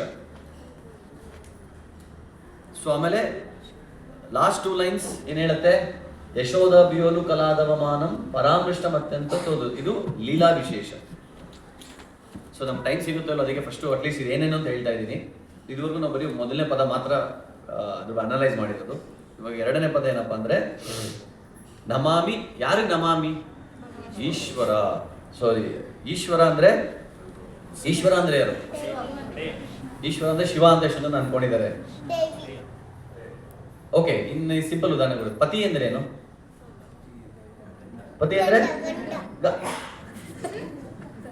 ಗೊತ್ತಾ ನಿಮಗೆ? ಹೆಂಡತಿ ಅಂದ್ರೆ ಹೆಂಡತಿ. ಪ್ರಾಣ ಹೆಂಡತಿ ಅಂದ್ರೆ ಅಲ್ಲ, ಪ್ರಾಣ ಹೆಂಡತಿ. ಸೊ ಇಲ್ಲಿ ಈಶ್ವರಂ, ಪತಿ ಅಂದ್ರೆ ಏನಲ್ವಿ? ಗಂಡ ಅಲ್ವಾ? ರಾಷ್ಟ್ರಪತಿ ಅಂದ್ರೆ ರಾಷ್ಟ್ರದ ಗಂಡ. ಸೇನಾಪತಿ ಅಂದ್ರೆ ನಮ್ಮ ಪ್ರಭುಗಳು ಸೇನೆದಲ್ಲಿದ್ರು, ನಮ್ಮ ಆರ್ಮಿಲಿ. ಸೊ ಸೇನಾಪತಿ ಅಂದ್ರೆ ಸೇನೆಗೆಲ್ಲ ಗಂಡ. ಸೊ ಇದು ನಾವು ನಮ್ಮ ಅಪಾರ್ಥ ಅಂತ ಹೇಳ್ತೀವಲ್ಲ, ಇದೆ. ಸೊ ಎಷ್ಟೋ ವಿಷಯಗಳು ನಮ್ಗೆ ಗೊತ್ತಿಲ್ಲ. ಜೆರಾಕ್ಸ್ ಅಂದ್ರೆ ಏನು? ಜೆರಾಕ್ಸ್ ಅಂದ್ರೆ ಏನು? ಅಲ್ಲ ಅಲ್ಲ, ಜೆರಾಕ್ಸ್ ಅಂದ್ರೆ ಅದೊಂದು ಕಂಪನಿ ಹೆಸರು. ನಾವು ನಿಜವಾಗ್ಲೂ ಏನಂದ್ರೆ ಒಂದು ಫೋಟೋ ಕಾಪಿ ಅಂತೀವಿ. ನಕಲು ಮಾಡ್ಕೊಡಿ, ಒಂದು ಪೇಜ್ ಕೊಟ್ಟಿದ್ದಾನೆ ಇದು ಮಾಡ್ಕೊಂಡು ಜೆರಾಕ್ಸ್ ಮಾಡೋಕ್ಕಾಗಲ್ಲ. ಜೆರಾಕ್ಸ್ ಅನ್ನೋದು ನಾಮಪದ, ಕ್ರಿಯಾಪದ ಅಲ್ಲ. ಇಟ್ಸ್ ನಾವೇನಾಗಿದೆ, ಇದನ್ನ ನಾವೇನು ಹೇಳ್ತೀವಿ ಅಂದರೆ ಒಂದು ಲಿಟರಲ್ ಮೀನಿಂಗ್, ಡೈರೆಕ್ಟ್ ಮೀನಿಂಗು, ಇನ್ನೊಂದು ಅಕ್ವೈರ್ಡ್ ಮೀನಿಂಗ್. ಅಕ್ವೈರ್ಡ್ ಮೀನಿಂಗ್ ಕನ್ನಡದಲ್ಲಿ ಏನು ಹೇಳ್ತೀವಿ? ಅಕ್ವೈರ್ಡ್ ತಗೊಳ್ಳೋದು, ಆಕ್ರಮಿಸ್ಕೊಳ್ಳೋದು. ಸೊ ಇದು ಒಂದು ಡೈರೆಕ್ಟ್ ಮೀನಿಂಗ್ ಒಂದಿರುತ್ತೆ. ಆದರೆ ಅದನ್ನ ನಾವು ಅಕ್ವೈರ್ಡ್ ಮೀನಿಂಗ್, ಎಷ್ಟೋ ಪದಗಳನ್ನ ನಾವು ಅಕ್ವೈರ್ಡ್ ಮೀನಿಂಗ್ ಯೂಸ್ ಮಾಡ್ತೀವಿ. ನೀವು ನಿಜವಾಗ್ಲೂ ಒಬ್ಬ ಲೇಖಕ ಆಗ್ಬೇಕಂದ್ರೆ ಯಾವತ್ತೂ ಅಕ್ವೈರ್ಡ್ ಮೀನಿಂಗ್ ಇರೋ ಪದಗಳನ್ನ ಯೂಸ್ ಮಾಡಬಾರ್ದು. ಎಷ್ಟು ಜನ ವೇದಿಕೆ ಅಂತ ಹೇಳ್ತಾರೆ. ವೇದಿಕೆ ಅಂದ್ರೆ ಏನು? ಚಾನ್ಸೇ ಇಲ್ಲ. ವೇದಿಕೆ ಅಂದ್ರೆ ಸ್ಟೇಜ್ ಅಲ್ವೇ ಅಲ್ಲ. ಎಷ್ಟೋ ಜನ ಏನ್ ಹೇಳ್ತಾರೆ, ಎಲ್ಲೇ ವೇದಿಕೆ ಮಾಡಿದ್ರು, ಏನೇ ಒಂದು ಪಾರ್ಟಿ ಮಾಡಿದ್ರು ಅದಕ್ಕೆ ವೇದಿಕೆ ಅಂತಾರೆ. ಯಾವುದೋ ಒಂದು ಪ್ರೋಗ್ರಾಮ್, ಟಿವಿ ಪ್ರೋಗ್ರಾಮ್ ಮಾಡಿದ್ರೆ ಅದಕ್ಕೆ ವೇದಿಕೆ ಅಂತಾರೆ. ಅದೆಲ್ಲ ವೇದಿಕೆನೇ ಅಲ್ಲ. ವೇದಿಕೆ ಅಂದ್ರೆ ಅರ್ಥ ಏನು ಗೊತ್ತಾ? ಎಲ್ಲಿ ವೇದದ ಸಂಬಂಧವಾಗಿ, ಎಲ್ಲಿ ಮಾತುಕತೆ, ಚರ್ಚೆ, ಪ್ರಾರ್ಥನೆಗಳು, ಎಲ್ಲಿ ವೇದದ ರಿಲೇಟೆಡ್ ಏನೇ ಮಾಡಿದ್ರು ಆ ಒಂದು ಜಾಗಕ್ಕೆ ವೇದಿಕೆ ಅಂತೀವಿ. ಈ ಸ್ಟೇಜ್ ಮೇಲೆ ಕೂತ್ಕೊಂಡು ನಾನು ವೇದದ ಬಗ್ಗೆ ಮಾತಾಡೋ, ಇದು ವೇದಿಕೆ. ಸ್ಟೇಜ್ ಅನ್ನೋದು ಇಂಗ್ಲಿಷ್ ಪದ, ಬಟ್ ನಾವು ನಾರ್ಮಲ್ ಸ್ಟೇಜ್ ಅಂತ ಏನಿದೀವಲ್ಲ, ಆ ಸ್ಟೇಜ್ನ ನಾವು ವೇದಿಕೆ ಅಂತ ಹೇಳ್ತಾ ಇದೀವಿ. ವೇದಿಕೆ ಅಂದ್ರೆ ಎಲ್ಲಿ ವೇದದ ರಿಲೇಟೆಡ್ ಮಾತುಕತೆ ಆದ್ರೆ ಮಾತ್ರ ಅದು ವೇದಿಕೆ ಆಗುತ್ತೆ. ಇಲ್ಲಾಂದ್ರೆ ನಾರ್ಮಲ್ ಸ್ಟೇಜ್ ಅಷ್ಟೇ. ನಾರ್ಮಲ್ ಸ್ಟೇಜ್ಗೆ ಕನ್ನಡ ಪದ ಏನು ಗೊತ್ತಿಲ್ಲ ನಮ್ಗೂ. ಅರ್ಥ ಆಗ್ತಿದೆಯಲ್ಲ? ಸೊ ವೇದಿಕೆ ಅಂತ ಹೇಳ್ಬೇಕಂದ್ರೆ ಅಲ್ಲಿ ವೇದದ ರಿಲೇಟೆಡ್. ಅದಕ್ಕೆ ಎಲ್ಲರಿಗೂ ನಿಮ್ಗೆ ಗೊತ್ತೋ ಇಲ್ವೋ, ಯಾವುದೇ ಒಂದು ಫಂಕ್ಷನ್ ಒಳಗೆ ಅಟ್ಲೀಸ್ಟ್ ಫಸ್ಟು ಒಂದು ವೇದ ಮಂತ್ರಗಳನ್ನ ಉಚ್ಚಾರಣೆ ಮಾಡ್ತಾರೆ, ಮಂಗಳಾಚರಣೆ ಹಾಡ್ತಾರೆ. ಸೊ ಅಟ್ಲೀಸ್ಟ್ ಆ ಲೆವೆಲ್, ಅಟ್ಲೀಸ್ಟ್ ಸ್ವಲ್ಪ ಆದ್ರೂ ಒಂದು ರಿಸೈಟೇಷನ್ 4 ಶ್ಲೋಕಗಳು ಹೇಳಿದ್ರೆ ಅದನ್ನ ವೇದಿಕೆ ಅಂತ ಕರಿಬೋದು. ಇಲ್ಲಾಂದ್ರೆ ಅದು ವೇದಿಕೆ ಆಗೋದಿಲ್ಲ. ಅದೇ ರೀತಿಲಿ ಈಶ್ವರ, ಪತಿ ಅಂದ್ರೆ ಗಂಡ ಅಲ್ಲ, ಹೆಂಡತಿನೂ ಅಲ್ಲ, ನಾಯಕ, ಹೆಡ್. ಸೊ ಪತಿ ಅಂದ್ರೆ ಒಂದು ಮನೆಯಲ್ಲಿ ಯಾರು ಹೆಡ್ ಆಫ್ ದ ಫ್ಯಾಮಿಲಿ ಅಂತಾರಲ್ಲ, ಅವನು ಗಂಡ ಹೆಡ್ ಆಫ್ ದ ಫ್ಯಾಮಿಲಿ ಆಗಿದ್ರೆ ಅವನ ಪತಿ ಅಂತ ಕರಿಬೋದು. ಇಲ್ಲಾಂದ್ರೆ ಹೆಂಡತಿ ಕೂಡ ಪತಿ ಆಗೋಕ್ಕೆ ಸಾಧ್ಯ ಇದೆ. ಹೇಗೆ ಅಂದ್ರೆ ಕೇರಳದಲ್ಲಿ ಹಾಂ ಲೇಡೀಸ್ ಪತಿ. ಹಾಂ, ಕೇರಳದಲ್ಲ, ಕೆಲವು ಇಲ್ಲೂ ಇರುತ್ತೆ, ಯಾರು ಕೈ ಎತ್ತಲ್ಲ ಅಷ್ಟೇ ಕೇಳಿದ್ರೆ. ಸೊ ಅದೇ ರೀತಿ ಪತಿ ಅಂದ್ರೆ ಹೆಡ್. ಸೊ ಸೇನಾಪತಿ ಅಂದ್ರೆ ಸೇನಕ್ಕೆ ನಾಯಕ, ರಾಷ್ಟ್ರಪತಿ ಅಂದ್ರೆ ರಾಷ್ಟ್ರಕ್ಕೆ ನಾಯಕ, ಅವನು ರಾಷ್ಟ್ರಪತಿ. ಸೊ ಅದು ಅರ್ಥ. ಸೊ ಇಲ್ಲಿ ಈಶ್ವರ ಅಂದ್ರೆ ಏನ್ ಗೊತ್ತಾ? ಶಿವನೆಲ್ಲರೂ ಈಶ್ವರ ಈಶ್ವರ ಅಂತಾರೆ, ಮತ್ತೆ ಶಿವ ಈಶ್ವರ ಅಲ್ಲ. ಈಶ್ವರ ಅಂದ್ರೆ ಕಂಟ್ರೋಲರ್. ಕಂಟ್ರೋಲರ್ ಕನ್ನಡದಲ್ಲಿ ನಿಯಂತ್ರಕ. ಸೊ ಇಡೀ ಸೃಷ್ಟಿಯನ್ನು ನಿಯಂತ್ರಣೆ ಮಾಡೋರನ್ನೇ ಈಶ್ವರ ಅಂತಾರೆ. ಅದರಲ್ಲಿ ಶಿವನು ಒಂದು ಲೆವೆಲಲ್ಲಿ ಈಶ್ವರನೇ, ಆದ್ರೆ ಭಗವಂತನ ಕೂಡ ಪರಮೇಶ್ವರ. ಅದಕ್ಕೆ ಕೃಷ್ಣನ ಪರಮೇಶ್ವರ ಅಂತಾರೆ, ಪರಮ ಈಶ್ವರ. ಸೊ ಇದು ತತ್ವ ವಿಶೇಷ ಇಲ್ಲಿ. ಸೊ ನಮಾಮಿ, ಅದಕ್ಕೆ ನಾನು ಪ್ರೇಯರ್ಸ್ ಬಗ್ಗೆ ಹೇಳ್ತಾ ಇದ್ನಲ್ಲ, ಅದೊಂದು ಪಾಯಿಂಟ್ ಮಿಸ್ ಮಾಡಿದೆ. ಸೊ ಇಲ್ಲಿ ಪ್ರೇಯರ್ಸ್ ಬಗ್ಗೆ ಹೇಳ್ಬೇಕಾದ್ರೆ ನಾವು ಭಗವಂತನ ಫಸ್ಟ್ ಪ್ರೇಯರ್ಸ್ ಬಂದಾಗ ಭಗವಂತನನ್ನ ನಾವು ಹೊಗಳ್ಬೇಕು, ಭಗವಂತನನ್ನ ಹೊಗಳ್ಬೇಕು. ಆಮೇಲೆ ನಮ್ಮ ಒಂದು ಅಸ್ತಿತ್ವದ ಚಿಕ್ಕ ಅಸ್ತಿತ್ವ ಏನಿದೆ ಅದ್ರ ಬಗ್ಗೆ ನಾವು ಹೇಳ್ಕೋಬೇಕು. ಅಂದ್ರೆ ನಮ್ಮ ಕೆಪಾಸಿಟಿ ಏನು, ನಾನು ಯಾವ ಲೆವೆಲಲ್ಲಿ ಇದ್ದೀನಿ, ನನ್ನ ಇಂದ್ರಿಯಗಳೇ ಕಂಟ್ರೋಲ್ ಇಲ್ಲ, ಮನಸ್ಸು ಕಂಟ್ರೋಲ್ ಇಲ್ಲ, ನನ್ನ ಸ್ಥಿತಿಯನ್ನು ಹೇಳ್ಕೋಬೇಕು, ಭಗವಂತನ ಸ್ಥಿತಿಯನ್ನು ಹೊಗಳ್ಬೇಕು, ನನ್ನ ಸ್ಥಿತಿಯನ್ನ ಹೇಳ್ಕೊಡ್ಬೇಕು. ಆಮೇಲೆ ನನ್ನ ಸ್ಥಿತಿಯಿಂದ ಮೇಲ್ಗಡೆ ಬರೋಕ್ಕೆ ನೀನು ಸಹಾಯ ಮಾಡು ಅಂತ ಕೇಳ್ಕೋಬೇಕು. ಇದು ಪ್ರಾರ್ಥನೆ. 3 ಏನೇನು?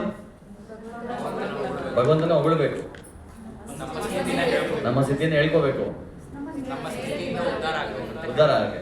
ಅದನ್ನ ಈಸಿಯಾಗಿ ಹೆಂಗೆ ನೆನ್ಪಿಟ್ಕೋಬೇಕು? ನಾನು ಇಂಗ್ಲೀಷ್ ಒಂದು ಮಾಡಿದ್ದೆ ಸಿಂಪಲ್ ಆಗಿ. ನಾವು ಭಗವಂತ ಮುಂದೆ ಬಂದು ಏನು ಹೇಳ್ಬೇಕಂದ್ರೆ, oh god you are great, I am waste, give me some taste. ಏನೇನೋ? Oh god you are great, I am waste, give me some taste. ಕರೆಕ್ಟಾ? ಸೊ ಇಲ್ಲಿ oh god you are great ಅಂದ್ರೆ ನೀವು ಗ್ರೇಟ್, ನೀನು ಅದ್ಭುತ, ಮಹಾ ಅದ್ಭುತ, ಅಖಿಲಾಂಡ ಕೋಟಿ ಬ್ರಹ್ಮಾಂಡ ನಾಯಕ. ನಾನೇ ಯಾರು? ಬಟ್ ನಾನು ಅನ್ಕೊಂಡಿರೋದೇನು? ನಾನು ಗ್ರೇಟ್ ಅಂತ. ಆಕ್ಚುಲಿ ನಾವು ಯಾವ ಬದನೆಕಾಯಿ ಗ್ರೇಟು ಇಲ್ಲ, ನಾನು ವೇಸ್ಟೇ. ಯಾಕಂದ್ರೆ ನನ್ನ ಸೆನ್ಸಸ್ ಕಂಟ್ರೋಲ್ ಇಲ್ಲ, ಮೈಂಡ್ ಕಂಟ್ರೋಲ್ ಇಲ್ಲ, ಏನು ಕಂಟ್ರೋಲ್ ಇಲ್ಲ, ಎಲ್ಲ ಅನ್ಕಂಟ್ರೋಲ್ ಜೀವನನೇ ನಡೆಸ್ತಾ ಇದ್ದೀನಿ. ಅದಕ್ಕೆ ನಾನು waste, give me some taste. So ನನಗೆ ಸಾಧನೆ ಮಾಡೋಕೆ ಒಂದು ಟೇಸ್ಟ್ ಕೊಡು, ಸೇವೆ ಮಾಡೋಕ್ಕೆ ಟೇಸ್ಟ್ ಕೊಡು. ಪುಸ್ತಕಗಳು ಪ್ರಭುಪಾದ್ ಪುಸ್ತಕ ಓದ್ತಿದ್ದಂಗೆ ಕೆಲವು ನಿದ್ದೆ ಬರುತ್ತೆ. ಎಷ್ಟೋ ಜನ ಭಕ್ತರು ನಿದ್ದೆ ಬರಲ್ಲ ಅಂದ್ರೆ ಹೋಗಿ ನಾನು ಭಾಗವತ ತೆಗಿತೀನಿ, ನಿದ್ದೆ ಬರುತ್ತೆ, ಆ ಲೆವೆಲಲ್ಲಿ ಆಗ್ಬಿಟ್ಟಿದೆ. ಸೊ ಅದಕ್ಕೆಲ್ಲ ನಾನು ಟೇಸ್ಟ್ ಇಲ್ಲ ಅಂತ ಅರ್ಥ. ಸೊ ಅದಕ್ಕೆ ನಮಗೆ ಟೇಸ್ಟ್ ಕೊಟ್ಟರೆ ನಮಗೆ ಈ 4S ಏನಿದೆ ನೋಡೋಣ, ಯಾರು ಜ್ಞಾಪಕ ಇದೆ? 4S ಅಂದ್ರೆ ಏನೇನು? ಸಾಧನ, ಸೇವಾ, ಸಂಘ. ಸೊ ಈ 4Sಗೆ ನಮಗೆ ಟೇಸ್ಟ್ ಕೊಡಪ್ಪ ಭಗವಂತ ಅಂತ ಕೇಳ್ಕೋಬೇಕು. ಪ್ರೇಯರ್ಸ್ ಅಲ್ಲಿ ಏನು 3 step? Oh god you are great, I am waste, give me some taste. So ಇದು ಪ್ರೇಯರ್ಸ್. ಸೊ ಇವಾಗ ಈಶ್ವರನ ತತ್ವ ವಿಶೇಷದಲ್ಲಿ ಏನು ಹೇಳ್ತಾ ಇದ್ವಿ ಅಂದರೆ, ಭಗವಂತನ ಈಶ್ವರ, ಕಂಟ್ರೋಲರ್ ಅಂತ ಹೇಳ್ತೀವಿ, ಸುಪ್ರೀಂ ಲಾರ್ಡ್, ಅಖಿಲಾಂಡ ಕೋಟಿ ಬ್ರಹ್ಮಾಂಡ ನಾಯಕ. ಸೊ ಇಲ್ಲಿ ವೆರಿ ಇಂಟ್ರೆಸ್ಟಿಂಗ್ ಏನಪ್ಪಾ ಅಂದರೆ, ಎಲ್ಲಿ ಯಾವ ಜಾಗದಲ್ಲಿ ತುಂಬ ಗ್ರಂಥಗಳಿರುತ್ತೆ ಆ ಜಾಗವನ್ನು ಏನಂತ ಕರಿತೀವಿ? ಗ್ರಂಥಾಲಯ. ಯಾವ ಜಾಗದಲ್ಲಿ ತುಂಬ ಹಿಮ ತುಂಬಿರುತ್ತೆ ಅದಕ್ಕೇನಂತ ಕರಿತೀವಿ? ಹಿಮಾಲಯ. ಯಾವ ಜಾಗದಲ್ಲಿ ತುಂಬ ಮದಿರ ತುಂಬಿರುತ್ತೆ ಅದನ್ನೇನಂತ ಕರಿತೀವಿ? ಮದಿರಾಲಯ. ಮದಿರ ಅಂದ್ರೆ ಗೊತ್ತಾ? ಲಿಕ್ಕರ್. ಸೊ ಮದಿರಾಲಯ ಅಂತ ಕರಿತೀವಿ. ಯಾವ ವ್ಯಕ್ತಿಯಲ್ಲಿ ಭಗ ತುಂಬಿರುತ್ತೆ ಅವನೇನಂತ ಕರಿತೀವಿ? ಭಗವಾನ್. ಸೊ ಭಗವಾನ್ ಅಂತ ಕರಿತೀವಲ್ಲ, ಭಗವಾನ್ ಅಂದ್ರೆ ಅರ್ಥ ಏನು ಅದ್ರ ಬಗ್ಗೆ ಸ್ವಲ್ಪ. ಈಶ್ವರ ಅಂದ್ರೆ ಆ ಒಂದು ಭಗವಂತ, ಭಗವಾನ್ ಅಂದ್ರೆ ಅರ್ಥ ಮಾಡ್ಕೋಬೇಕು. ಏನಪ್ಪಾ ಅಂದ್ರೆ, ನಮ್ಮ ಇಡೀ ಜಗತ್ತಲ್ಲಿ ನಿಮ್ಗೆಲ್ಲರೂ ಇನ್ನೊಂದು ಪ್ರಶ್ನೆ ಏನಪ್ಪಾ ಅಂದ್ರೆ, ನಾವೆಲ್ಲರೂ ಒಬ್ಬ ವ್ಯಕ್ತಿಯನ್ನು ನೋಡೋಕೆ ತುಂಬಾ ಅಟ್ರಾಕ್ಟ್ ಆಗ್ತೀವಿ. ಶಾಸ್ತ್ರದಲ್ಲಿ 6 ರೀತಿಯ ವ್ಯಕ್ತಿಗಳಿಗೆ ನಾವು ಅಟ್ರಾಕ್ಟ್ ಆಗ್ತೀವಿ ಅಂತ ಹೇಳಿದೆ. ನೀವೆಲ್ಲರೂ 6 ರೀತಿಯ ವ್ಯಕ್ತಿಗಳು ಯಾರ್ಯಾರು ಅಂತ ಹೇಳಬೇಕು. ಏನ್ ರೂಪ? ಯಾರು ರೂಪ?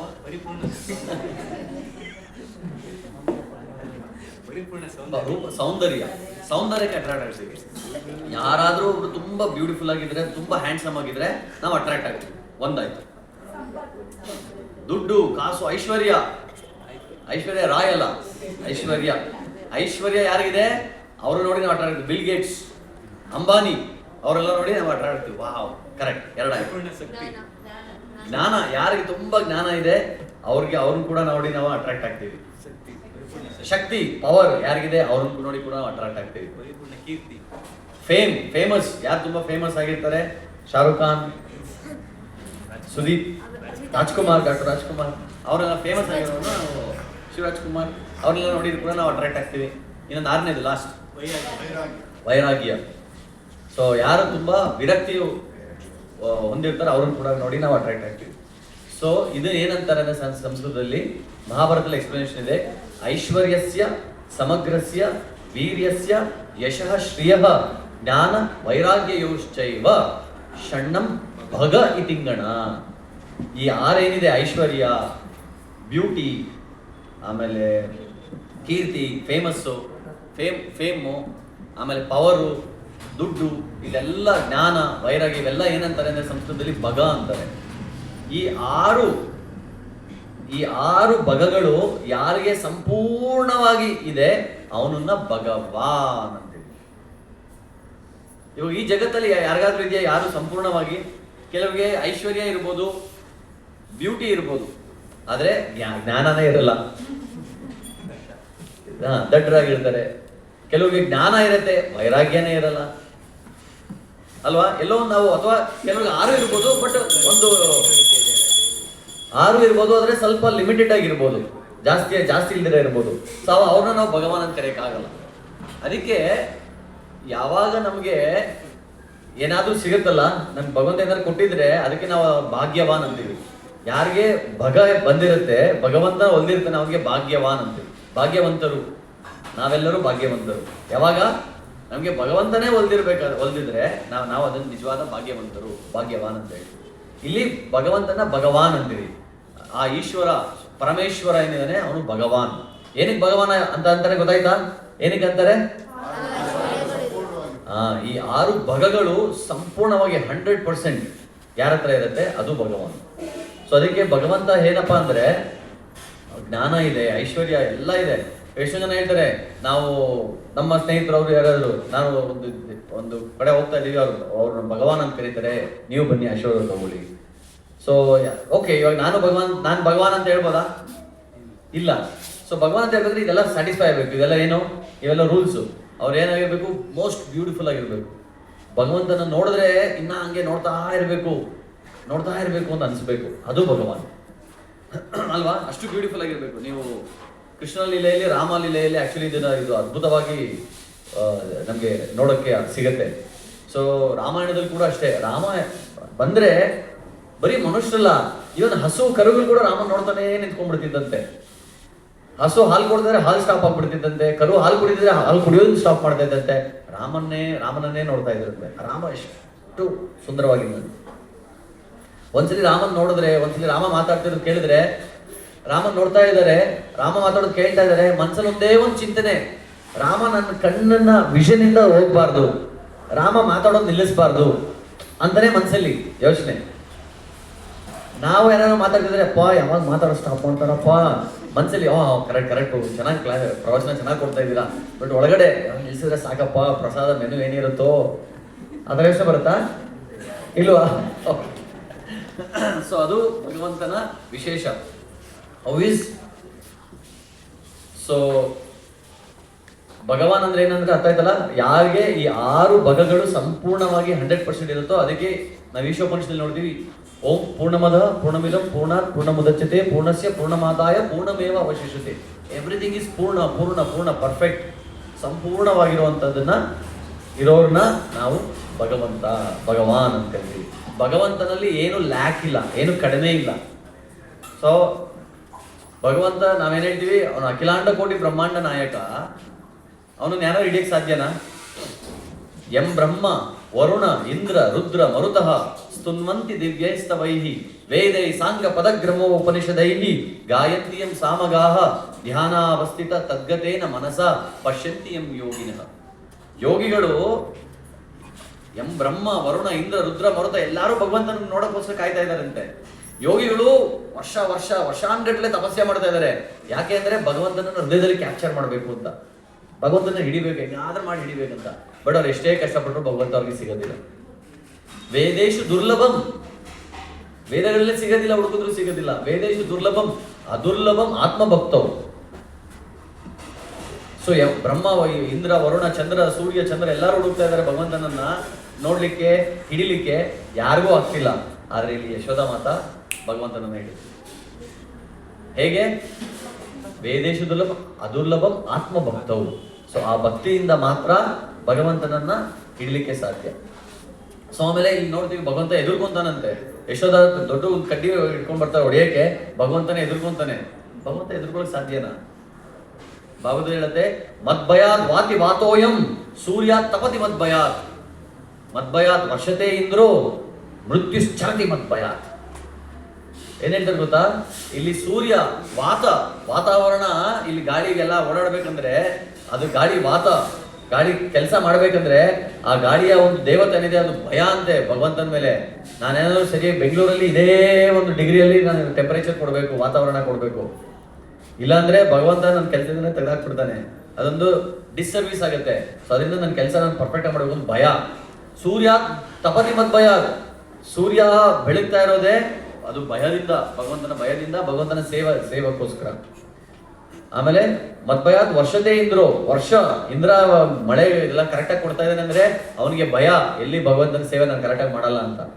ಮೃತ್ಯುಶ್ಚರತಿ ಮದ್ಭಯಾತ್, ಈ ಮೃತ್ಯು ಅಷ್ಟೇ, ಯಮಧರ್ಮರಾಜ ಕೂಡ ಅವನ್ ಕೆಲಸ ಮಾಡ್ಬೇಕಂದ್ರೆ ಭಯದಿಂದ ಕೆಲಸ ಮಾಡ್ತಾನೆ. ಆದ್ರೆ ಯಾರಿಗೆ ಭಯ? ಕೃಷ್ಣನ ಕಂಡ್ರೆ ಭಯ, ಯಾಕಂದ್ರೆ ಅವನೇ ಪರಮೇಶ್ವರ ಅಲ್ವಾ. ಸೊ ಆ ಪರಮೇಶ್ವರ ಕಂಡ್ರೆ ಎಲ್ಲಾರ್ಗೂ ಭಯ. ಆ ಪರಮೇಶ್ವರ ಇಲ್ಲಿ ಯಶೋಧ ಮುಂದೆ ಅವನ್ ಭಯ ಪಡ್ತಾ ಇದ್ದಾನೆ. ಇದು ಕೃಷ್ಣನ ಲೀಲೆ. ಇಲ್ಲಿ ನಾವು ಲಾಜಿಕ್ ಅಪ್ಲೈ ಮಾಡಕ್ ಹೋದ್ರೆ ನಮ್ಗೆ ಈ ಲೀಲೆ ಅರ್ಥ ಆಗೋದಿಲ್ಲ. ಸೊ 9:15 ಆಯ್ತು. ಸೊ ಇಲ್ಲಿಗೆ 9:50 ಆಯ್ತು. 5 ನಿಮಿಷ ಜಾಸ್ತಿ ಮಾತಾಡಿದ್ದೀನಿ. ಸೊ ಇವತ್ತಿನ ದಿನ ನಾವು ಬರೀ 2 ಪದಗಳು ಮಾತ್ರ ವಿಶ್ಲೇಷಣೆ ಮಾಡೋಕ್ಕಾಯ್ತು. ಮುಂದಿನ ವರ್ಷ ಅಥವಾ ಮುಂದಿನ ನೆಕ್ಸ್ಟ್ ಟೈಮ್ ಯಾವಾಗ ಸಿಕ್ಕಿದಾಗ ಮತ್ತೆ ನೋಡೋಣ. ಇಡೀ ದಾಮೋದರ ಅಷ್ಟಕಂ ಯಾವಾಗ ಕಂಪ್ಲೀಟ್ ಮಾಡೋಕ್ಕಾಗುತ್ತೆ ಗೊತ್ತಿಲ್ಲ, ಮಾಡಲಿಕ್ಕೆ ಪ್ರಯತ್ನ ಪಡೋಣ. ಧನ್ಯವಾದ. ಹರೇ ಕೃಷ್ಣ ಕೃಷ್ಣ ಕೃಷ್ಣ ಹರೇ ಹರೇ, ಹರೇ ರಾಮ ರಾಮ ರಾಮ ಹರೇ. ಯಾರಿಗಾದ್ರೂ ಏನಾದ್ರು ಪ್ರಶ್ನೆ, ಟೀಕಾ ಟಿಪ್ಪಣಿ ಇದ್ರೆ ಮಾಡ್ಬೋದು. ಬಹಳ ಪ್ರಶ್ನೆ ಇದೆ, ಆದರೆ ಸಮಯ ಅಭಾವದಿಂದ ನಾನು ಕೇಳೋಕ್ಕಾಗಲ್ಲ. 4S ಅಲ್ಲಿ ಯಾವ್ದಾದ್ರು ಪ್ರಿಯಾರಿಟೈಸ್ ಮಾಡ್ತೀರಾ? ಪ್ರಿಯಾರಿಟೈಸ್ ಮಾಡೋ ಮೆಥಡ್ ಇದೆ. ಬಿಕಾಸ್ ಇವಾಗ ನೀವು ಸೂರ್ಯ ಫಸ್ಟಿಗೆ ಹುಡ್ತಾನೆ ಇಳಿತಾನೆ ಅಂತ ಹೇಳ್ತಿಲ್ಲ. ಸೂರ್ಯ ಎಲ್ಲೂ ಉಳಿದ್ರೆ ಇದೇ ಕಾನ್ಸ್ಟೆಂಟ್ ಪ್ಲೇಸ್, ಭೂಮಿ ತಿಕ್ತಾ ಇರುತ್ತೆ ಅಷ್ಟೇ. ನಾವು ಸೂರ್ಯ ಬೆಳಗ್ಗೆ ಹುಡ್ತಾನೆ ನಾವು ಇದು ಮಾಡ್ತೀವಿ. ಸೊ ಲಾಜಿಕಲಿ ನೀವು ಹೇಳಿದ್ರೆ ಲಾಜಿಕಲ್ ಯೋಚನೆ ಮಾಡಬೇಡಿ ಅಂತ. ಲಾಜಿಕಲಿ ಯೋಚನೆ ಮಾಡಿದ್ರೆ ನನ್ನ ಪ್ರಕಾರ ದೇವರಿಲ್ಲ ಅಂತ ನಾನು ಹೇಳ್ತೀನಿ, ಆರ್ಗ್ಯೂ ಮಾಡ್ತೀನಿ, ನನ್ನ ಮನಸ್ಸಲ್ಲಿ ಇದೆ. ಅದೇನಾಗುತ್ತೆ ಅಂದರೆ ಯಾರು ದೇವರು ಇಷ್ಟಪಡ್ತಾರೋ ಅವ್ರು ನನ್ನ ದ್ವೇಷ ಮಾಡೋಕ್ಕೆ ಶುರು ಮಾಡ್ತಾರೆ. ಸೊ ದ್ವೇಷ ಮಾಡೋದು ಬೇಡ ಅಂತ ಹೇಳ್ಬಿಟ್ಟು ನಾನು ದೇವರು ಇಷ್ಟಪಡ್ತೀನಿ. ಇಲ್ಲ, ನೀವು ತತ್ವನ ಅರ್ಥ ಮಾಡ್ಕೋಬೇಕಂದ್ರೆ ಲಾಜಿಕ್ ಯೂಸ್ ಮಾಡಬೇಕು. ಲೀಲೆಗಳು ಅರ್ಥ ಮಾಡ್ಕೋಬೇಕಂದ್ರೆ ಲಾಜಿಕ್ ಯೂಸ್ ಮಾಡಬೇಕು. ಲೀಲೆ ನಾನು ಹೋಗೋದಿಲ್ಲ, ನನ್ನ ಲಾಜಿಕೇ ಇಂಪಾರ್ಟೆಂಟ್. ಆ 4S ಅಲ್ಲಿ 4 years ಯಾವ್ದು ಪ್ರಿಯಾರಿಟೈಸ್ ಮಾಡ್ತೀರಾ? ಪ್ರಿಯಾರಿಟೈಸ್ ಮಾಡಿದ ಮೆಥಡ್ ಏನು? ಓಕೆ, 4S ಅಲ್ಲಿ ಯಾವುದು ಪ್ರಯಾರಿಟೈಸ್ ಮಾಡ್ಬೇಕಂದ್ರೆ ನಿಮ್ಮ ಸೈಕೋಫಿಸಿಕಲ್ ನೇಚರ್ ಮೇಲೆ ಡಿಪೆಂಡ್ ಆಗುತ್ತೆ. ಇವಾಗ ನನಗೆ ಸಿದ್ಧಾಂತ ತುಂಬಾ ಇಷ್ಟ, ನಾನು ಸಿದ್ಧಾಂತಕ್ಕೆ ಜಾಸ್ತಿ ಟೈಮ್ ಕೊಡ್ತೀನಿ. ಸಾಧನ ಸೇವಾ ಅದನ್ನು ಮಾಡ್ತೀನಿ, ಸಾಧನ ಸೇವಾನು ಮಾಡ್ತೀನಿ, ಬಟ್ ಸಿದ್ಧಾಂತಕ್ಕೆ ಜಾಸ್ತಿ ಟೈಮ್ ಕೊಡ್ತೀನಿ. ಕೆಲವರಿಗೆ ಸೇವಾ ತುಂಬಾ ಇಷ್ಟ ಆಗುತ್ತೆ. ಅವರ ಸೈಕೋಫಿಸಿಕಲ್ ಇಂಡಿವಿಜುವಲ್, 100% ಇಟ್ ಇಸ್ ಇಂಡಿವಿಜುವಲ್. ಯಾರಿಗೂ ರಿಸ್ಟ್ರಿಕ್ಟ್ ಮಾಡೋಕ್ಕಾಗಲ್ಲ. ಇವಾಗ ನಾನು ಕಾಮರ್ಸ್ ಓದ್ತೀನಿ, ನೀವು ಹುಡುಗ ಕಾಮರ್ಸ್ ಓದ್ತಾ ಇರ್ತಾನೆ, ಇಲ್ಲ ನೀನು ಅವನಿಗೆ ಸೈನ್ಸ್ ಓದಿದ್ರೆ ಅವ್ನಿಗೆ ಇಂಟ್ರೆಸ್ಟ್ ಇಲ್ಲ. ಅವನ ಸ್ವಭಾವದ ಪ್ರಕಾರ, ಅವನ ಇಂಟ್ರೆಸ್ಟ್ ಪ್ರಕಾರ ಅವ್ನು ಕಾಮರ್ಸ್ ಮಾಡಿ CA ಮಾಡ್ತಾನೆ. ನಾವು ಫಿಕ್ಸ್ ಮಾಡೋಕ್ಕಾಗಲ್ಲ, ಯಾರು ಫಿಕ್ಸ್ ಮಾಡೋಕ್ಕಾಗಲ್ಲ. ಬೇರೆ DVJ ಅವ್ರದ್ದು ರಿಲೇಟೆಡ್ ಇದೆ ಹೇಳಿದ್ರಲ್ಲ ಕವನ, ಅವ್ರದ್ದು ಎಲ್ಲ ಆಧ್ಯಾತ್ಮಿಕವಾಗಿ ಅವ್ರನ್ನ ಸುಳ್ಳು ಅವ್ರು ಕೇಳಲಿಕ್ಕಾಗಲ್ಲ. DVJ ಸುಳ್ಳು ಅಂತ ಹೇಳ್ತೀರಾ? ಅಲ್ಲ, DVJ ಅವ್ರದ್ದು ಅವರು ಕವಿತೆ, ಅವರು ಸಾಮಾನ್ಯವಾಗಿ ಗೌರವಿಸುವ ಎಲ್ಲನೂ ತತ್ವ ಸಹಿತವಾಗಿ ಹೇಳ್ತಾರೆ. ಅದಕ್ಕೆ ಸಾಮಾನ್ಯವಾಗಿ ಕವಿಗಳು ಹೇಳೋದು ಸುಳ್ಳು ಅಂತ ಹೇಳ್ತಾರೆ. ಇದು ಕವಿತೆ ಅಲ್ಲ, ಇದು ತತ್ವಜ್ಞಾನ ಅವ್ರು ಕೊಟ್ಟಿರೋದು. ಮಂಕುತಿಮ್ಮನ ಕಗ್ಗ ನಿಮ್ಗೆ ಭಗವದ್ಗೀತೆಯಲ್ಲಿ ಏನಿದೆ ಅದೇ ಇರೋದು ಮಂಕುತಿಮ್ಮನ ಕಗ್ಗದಲ್ಲಿ. DVJ ಅವರು ಭಗವದ್ಗೀತೆಯಲ್ಲೂ ಬರೆದಿದ್ದಾರೆ, ಆಮೇಲೆ ಈ ಕಗ್ಗನೂ ಬರೆದಿದ್ದಾರೆ. ಕಗ್ಗ ಅಂತೂ ರಿಯಲೈಸ್ ನಾಲೆಡ್ಜ್, ಅದು ಅದ್ಭುತ. ಅದು ತುಂಬಾ ಸಿಂಪಲ್ ಆಗಿ ಕನ್ನಡದಲ್ಲಿ ಬರ್ಕೊಟ್ಟಿದ್ದಾರೆ. ನಾವು ಕನ್ನಡ ಗೊತ್ತಿರೋರು ಡೆಫಿನೆಟ್ಲಿ DVJ ಅವರು ಮಂಕುತಿಮ್ಮನ ಕಗ್ಗ ಅಂತೂ ಓದಲೇಬೇಕು. Okay, thank you. Hare Krishna.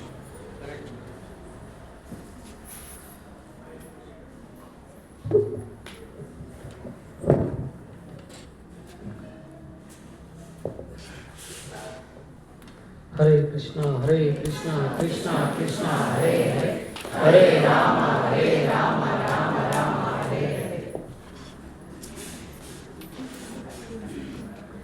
ಇವತ್ತು ಪೂಜ್ಯರಾದಂತಹ ಅನಂತ ವಲ್ಲಭ ಪ್ರಭುಗಳು, ನಾನು ಈಗಾಗಲೇ ಹೇಳಿದಂತೆ ಅವರು ಸಾಕಷ್ಟು ಬ್ಯುಸಿ ಶೆಡ್ಯೂಲ್ ಇರುತ್ತೆ, ಆದರೂ ಸಹ ತಾವೆಲ್ಲರೂ ಕೇಳ್ಕೊಂಡಿದ್ರಿ ಜನ್ಮಾಷ್ಟಮಿ ಆದ ನಂತರ ಅವ್ರ ಪ್ರವಚನ ಬಹಳ ಚೆನ್ನಾಗಿತ್ತು, ಮತ್ತೆ ಕೇಳೋ ಅವಕಾಶ ಮಾಡಿಕೊಡಿ ಅಂತ. ನಾವು ಅವ್ರನ್ನ ಕೇಳ್ಕೊಂಡಿದ್ದಕ್ಕೆ ಅವರ ಒಂದು ಅಷ್ಟೊಂದು ಬ್ಯುಸಿ ಇದ್ರೂ ಸಹ ಅವರು ಬಂದು ಇವತ್ತು ಈ ಸೇವೆಯನ್ನು ಮಾಡಿಕೊಟ್ಟಿದ್ದಾರೆ, ಅತ್ಯುತ್ತಮವಾಗಿ ಪ್ರವಚನವನ್ನು ನೀಡಿದ್ದಾರೆ. ವಿಶೇಷವಾಗಿ ಪ್ರವಚನದಲ್ಲಿ ಅಂದರೆ 4S ಅವರಲ್ಲಿ ಯಾವ ರೀತಿ ನಾವು ತಿಳ್ಕೊಳ್ಬೇಕು ಅನ್ನೋದನ್ನು, ಮತ್ತು ದಾಮೋದರ ಅಷ್ಟಕದಲ್ಲಿ ಅತಿ ಮುಖ್ಯವಾಗಿ ನಮ್ರತೆ ಮತ್ತು ಭಗವಂತನ ಲೀಲಾ ವಿಶೇಷಗಳು, ಗುಣ ವಿಶೇಷಗಳು ಇವುಗಳ ಬಗ್ಗೆ ಅವರು ತಿಳಿಸ್ಕೊಟ್ಟಿದ್ದಾರೆ. ಪ್ರಭುಗಳಿಗೆ ನಾವೆಲ್ಲರೂ ಸಹ ನಮ್ರತೆಯಿಂದ ಕೃತಜ್ಞತೆಯನ್ನು ತಿಳಿಸೋದಕ್ಕೆ ಮತ್ತೊಂದು ಸರಿ ಹರೇ ಕೃಷ್ಣ ಮಂತ್ರ ಹೇಳೋಣ.